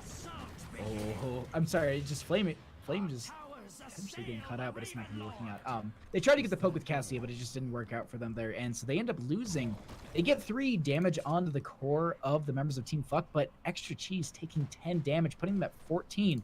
And this is where we start to maybe see some changeovers in games, as I'll eat my words, as Yelly gets bodied by some snow. Yeah, Yelly gets bodied. The beautiful sleep coming out. The Ring of Frost doesn't actually connect with anyone. Lightning Breath coming out from Old Backpack, trying to make some distance, but the tongue, the beautiful tongue from Dehaka pulling in Old Backpack. Cassia also ends up falling. Rainer is a third as well. That is 3 for nothing. Diablo loses all souls, and Team Fuck rotating, trying to get some additional advantage. They have 16. They know this map is theirs for the taking. They are focusing on both these siege camps for the time being. And EBS Graphic free to push this mid lane, knowing that Old Backpack doesn't really have any souls, is not that tanky, can't do too much to that Dehaka. Zexeris is making me eat my words on calling him out for utilizing the Haymaker here, because they literally jumped into the death range of those towers just to get shot by them, pushing one member out of the range. God, just utilizing it so well, not even needing Avatar in this situation, playing so aggressive as they want to feed 6 sappers in here. They're currently going to get locked down by the Decker Cane. Diablo trying to do as much as they can. One going to be going over this time. Rosny going to be so low here, but the sleep is going to be coming out onto 2 members. The Ball Lightning is going to be coming out as well. Haymaker to knock one away. Yelly going to be getting bodied by the team, as that is currently going to be only 1 sapper, I think, getting over at this time. Maybe another should be... It's going to be so low, it actually gets killed by the minion wave. No one else dying at this time, but boy, that was a good push, honestly. Team Fuck doing a phenomenal job controlling this map. Yeah, they tried really hard to push those in, and it came really, really close. The defense from Extra Cheese, though, was absolutely extra. They still weren't able to convert this belt tower back into their favor, so that is going to be 10 shots. And yeah, with 3 health left, there's a nice little boss here. 4 points to the core. This is the win condition right now, and Digitality going right after it, not even waiting for the rest of the team. Ends up taking a lot of health to the face because of that. But the members of Extra Cheese, they know it. They're responding here. They're coming, making sure that they are doing everything in their power. DJ Tyrant getting caught out so bad there, Cat Peach. Oh, absolutely so bad. The Ring of Frost did come out. Digitality trying to do what they can as well, but ends up getting incredibly low. It looks like this is going to go over in favor of Extra Cheese. They live to see another day. Zexeris trying to get out of there. The Dwarf Toss should confirm that they are okay. But what a beautiful steal coming out from Extra Cheese. They have prolonged this game just a little bit longer, but it is by no means on equal footing. They are 3 core health to 21. They have a lot they need to do if they want to end up taking the win on this game. This is the comeback time. As Super Dave was even noting in chat, like, is this going to be a comeback? And this is absolutely where we see the comebacks happen. They can now, they have a little breathing range. Death timers were very long on the side of Team Fuck, so they're going to go ahead, and Yelly has to push in. 3 sappers and a huge mini wave into top lane. That's going to go straight onto the fort.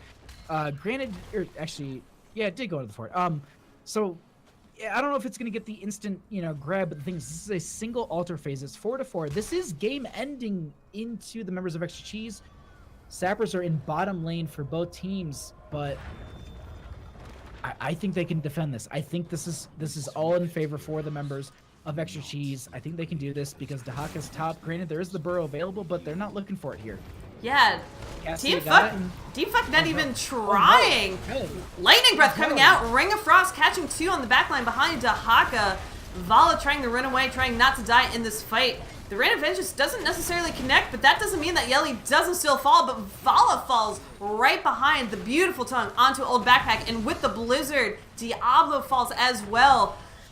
Stay a while and listen coming out from Decker King, catching 4, allowing for the retreat of the rest of Extra Cheese. But they still have to clear up this bot lane. They finally were able to convert the bell tower back in their favor, so that is a bit of pressure relieved on their side. But these 4 members of Team Fuck still feeling pretty good. Had to give over 1 shrine. Not a team fight they wanted to go, but they have level 20. So they're able to, again, maybe come in a little bit more, but not too much. EBS Graphic maybe pushing it a little too far. Ends up walking away, knowing very easily to be rotated on. They're gonna go ahead and push this in. Like I said that I harp about this, and this is the reason why. Like, you can see these teams, they prioritize the bottom, rotating down here, feeding the sappers in. This is such a win condition lane that holding this over, one, is good experience advantage. Two, it's just great to have the positional advantage. Like, I can't tell you enough to utilize this in your own games. Quick match, AI, unranked, Hero League, Team League, utilize this yourselves. Like, push into that bottom lane on Towers of Doom. It is your best friend, and you potentially have a win with it, but this is where they either fight and win, or they fight and lose on the side of Extra Cheese. Do we see the members of Team Fuck taking a 3-0 tonight? Or 2-0 taking 3 points? I mean, potential that they might. No one's channeling just yet. Stasis coming out from Jaden to survive a little bit longer. Ringer Frost catching 3 members. Vala going to fall for the time being. Yell ends up falling as well, but Jaina in response, this is currently 2 for 1 in favor of Extra Cheese. Zexeris going in, trying to stun the members of Extra Cheese. Pet the Fish keeping as many members alive as soon as possible. EBS Graphic, the beautiful tongue onto Decker Cave, taking out the support if they can, but Pet the Fish is still trying to get out of this situation. Healing himself up, finally falls. DJ Tyrant, the last stand here. Zexeris and EBS Graphic doing what they can as well, but I would not want them to stick around too long. Leoric is almost back to Cassia falling. What is this team fight? How is this going on? Oh my god. Old back. Is back at the time. Going to go ahead and get the damage reduction onto these 2 members as old backpack. It's going to get away. There is the Entomb with the silence as well. They actually dropped the Entomb. Zexeris is actually separating themselves from the team. That will be overpower as well. They're looking for the kill onto Zexeris. That will be happening. And oh my god, Cat Peach, we continue this game further. Only 3 shots going to be going onto the core of Team Fuck. But the thing is, Extra Cheese, they're still in this game. They are absolutely still in this game, and that is all that they want. They can quickly convert this bell tower now that they don't have to worry about members of the opposing team on the map. They can try their best to grab their own siege camp before their enemies can, as they just caught the one or captured the one right next to them. So doing that as soon as possible is on their mind. Dahaka already rotating up top to start clearing that top lane. Boss will be up, as you said, very, very soon. This is Extra Cheese's chance. They left that camp. They left that camp. They were like, no. Boss is end condition. We go. But old Packbeck made a bad rotation, and that is going to be Soul's gone. Granted, Diablo's back in 1 second, but the thing is, that Soul's gone. That is a huge aspect, as Decker Kane's going to go ahead and get tongued here, and that is the dead support for 63 seconds. That is going to be the Ringer Frost going out of this well, and they go ahead and get the kill on Leoric. Sulfate getting out of here, but Tongue going to be going out onto Lasny, and they get so much damage put onto them as they get chased in. Raynor going to be falling here. That is the isolation onto the Cassia, but they make it out. But the thing is, that's 3 dead Cat Peach. Yeah, that is 2 dead and a ghost wandering around, knowing that you are going to eye this boss for the time being. Digitality and team finally committing to it. Now that all 5 members are here, Yelly will be back fairly soon, but given that they are the only one, there is nothing that they can do. This is game number 2, going over to Team Fuck, who are able to survive, get the win in quite a dominant fashion. Zexeris Chen undefeated. Zexeris Chen undefeated, by the way. And their team taking 2 points tonight, or 3 points or 2 points? It will be 3 points because they won 2 games. And I gotta say, that was some strong play. Digitality making Vala look extremely viable in these situations. Like, Vala, not really a hero that we often see, but the thing is, with a little bit of a reprise from her in the pro division, people kind of starting to pick her up a bit more and finding out, like, well, she still is great on Towers of Doom, for example, point control maps where you can sit there and poke. I wouldn't be too surprised to see a lot more Vala on maps like Cursed Hollow if the Hanzo's banned out. Yeah, absolutely. I would love to see the return of Hollow. She used to be, or Vala, not Hollow. Actually, to be honest, both. Yeah. I mean, Curse Hollow has been coming back into the major pick rotation in HEC, so perhaps Vala's back on her way to her former state of glory. Sometimes you fade out, sometimes you come back in, and it's all good. Oh my goodness, but what an evening, Bahamut. Whew. Oh yeah. My voice is actually starting to go because I've been shouting for most of this evening. To be honest, like I was actually like I closed up my windows before actually doing this, and I was like, I wonder what it's like to be my neighbor, because I'm sure like I'm sure that like the guy who lives like right there, he just hears me like screaming, just like, and Rainer, like, who the fuck is Rainer? Yelling about him, and why does he keep yelling about reworks? What are those? Rainer hasn't lived in this neighborhood for 20 years. Yeah, exactly. Who's this Jimmy Right Click? But absolutely no. This is a blast, and I absolutely love screaming at the top of my lungs on a Sunday night for the Bush League, and I love lowering my standards. Yeah, absolutely. There's nothing better to do than lower standards with some whiskey, with you, with the wonderful people of Bush League. It's one of the highlights of our evening. So, Bahamut, I think I did the thing before. I'm going to do it again. But if people want to follow Bahamut, there are some links in chat to his Twitter and his Twitch. Him and I cast a bunch. He does the streams a bunch. He is gold and much better at the game than I am. So I get to learn a lot from this guy. So it's a good relationship that we got here for sure. No, it's always a blast to cast with you, Cat Peach, and I will say, I'll say it on stream, you're my favorite co-caster, and you're my favorite caster to be with. That's a good way to put it, but no, it's an absolute blast to cast with you, and doing the Bush League with you was so much fun, and I honestly hope that if it goes beyond the regular week, maybe they pick us up for the playoffs, maybe even the grand finals, because who doesn't want a whiskey drinking Cat Peach and a beer drinking Bahamut for their grand finals? Maybe we can pick up a drinking game for grand finals just to make it that much more interesting. Ooh. If I'm not casting it, I'll definitely be drinking through these finals, but this has been an absolute blast, Cat Peach, and I can't wait to do it next time. Yeah, same here. I don't know when we'll be back, but we'll be back at some point, so watch the schedule for that. Tomorrow, Goon is going to reprise in Before Vacants. We can't do that through the internet, okay? But yeah, Goonhots and Soken will be reprising their casting roles tomorrow for day 2 of week 4 of Bush League, so make sure to go check out that clusterfuck over there. We're gonna wrap up. We'll raid over Kala again and try to learn some shit. Maybe learn how to end games when you have team wipe advantage. I don't know, maybe. Oh, damn. Oh, shit. But we'll do that, so definitely go and say hi to him. But that's it for us. So thanks again, Bush League. Thanks again for everyone who did bits, who followed, and who hung out. It means a lot. So we love you. Even though it's all hate out of love, I promise. We're the big kids. We're the big brother and sister of Bush League. We just make fun of you. That's what it is. So we're just here to give you swirlies and nogies and tell you that we love you. That's exactly what this is. That's exactly what this is. All right, I'm gonna go before my voice actually officially fails. So thanks again, everyone. We'll raid over Kala, and we will see you next time. So take care. Bye. Bye.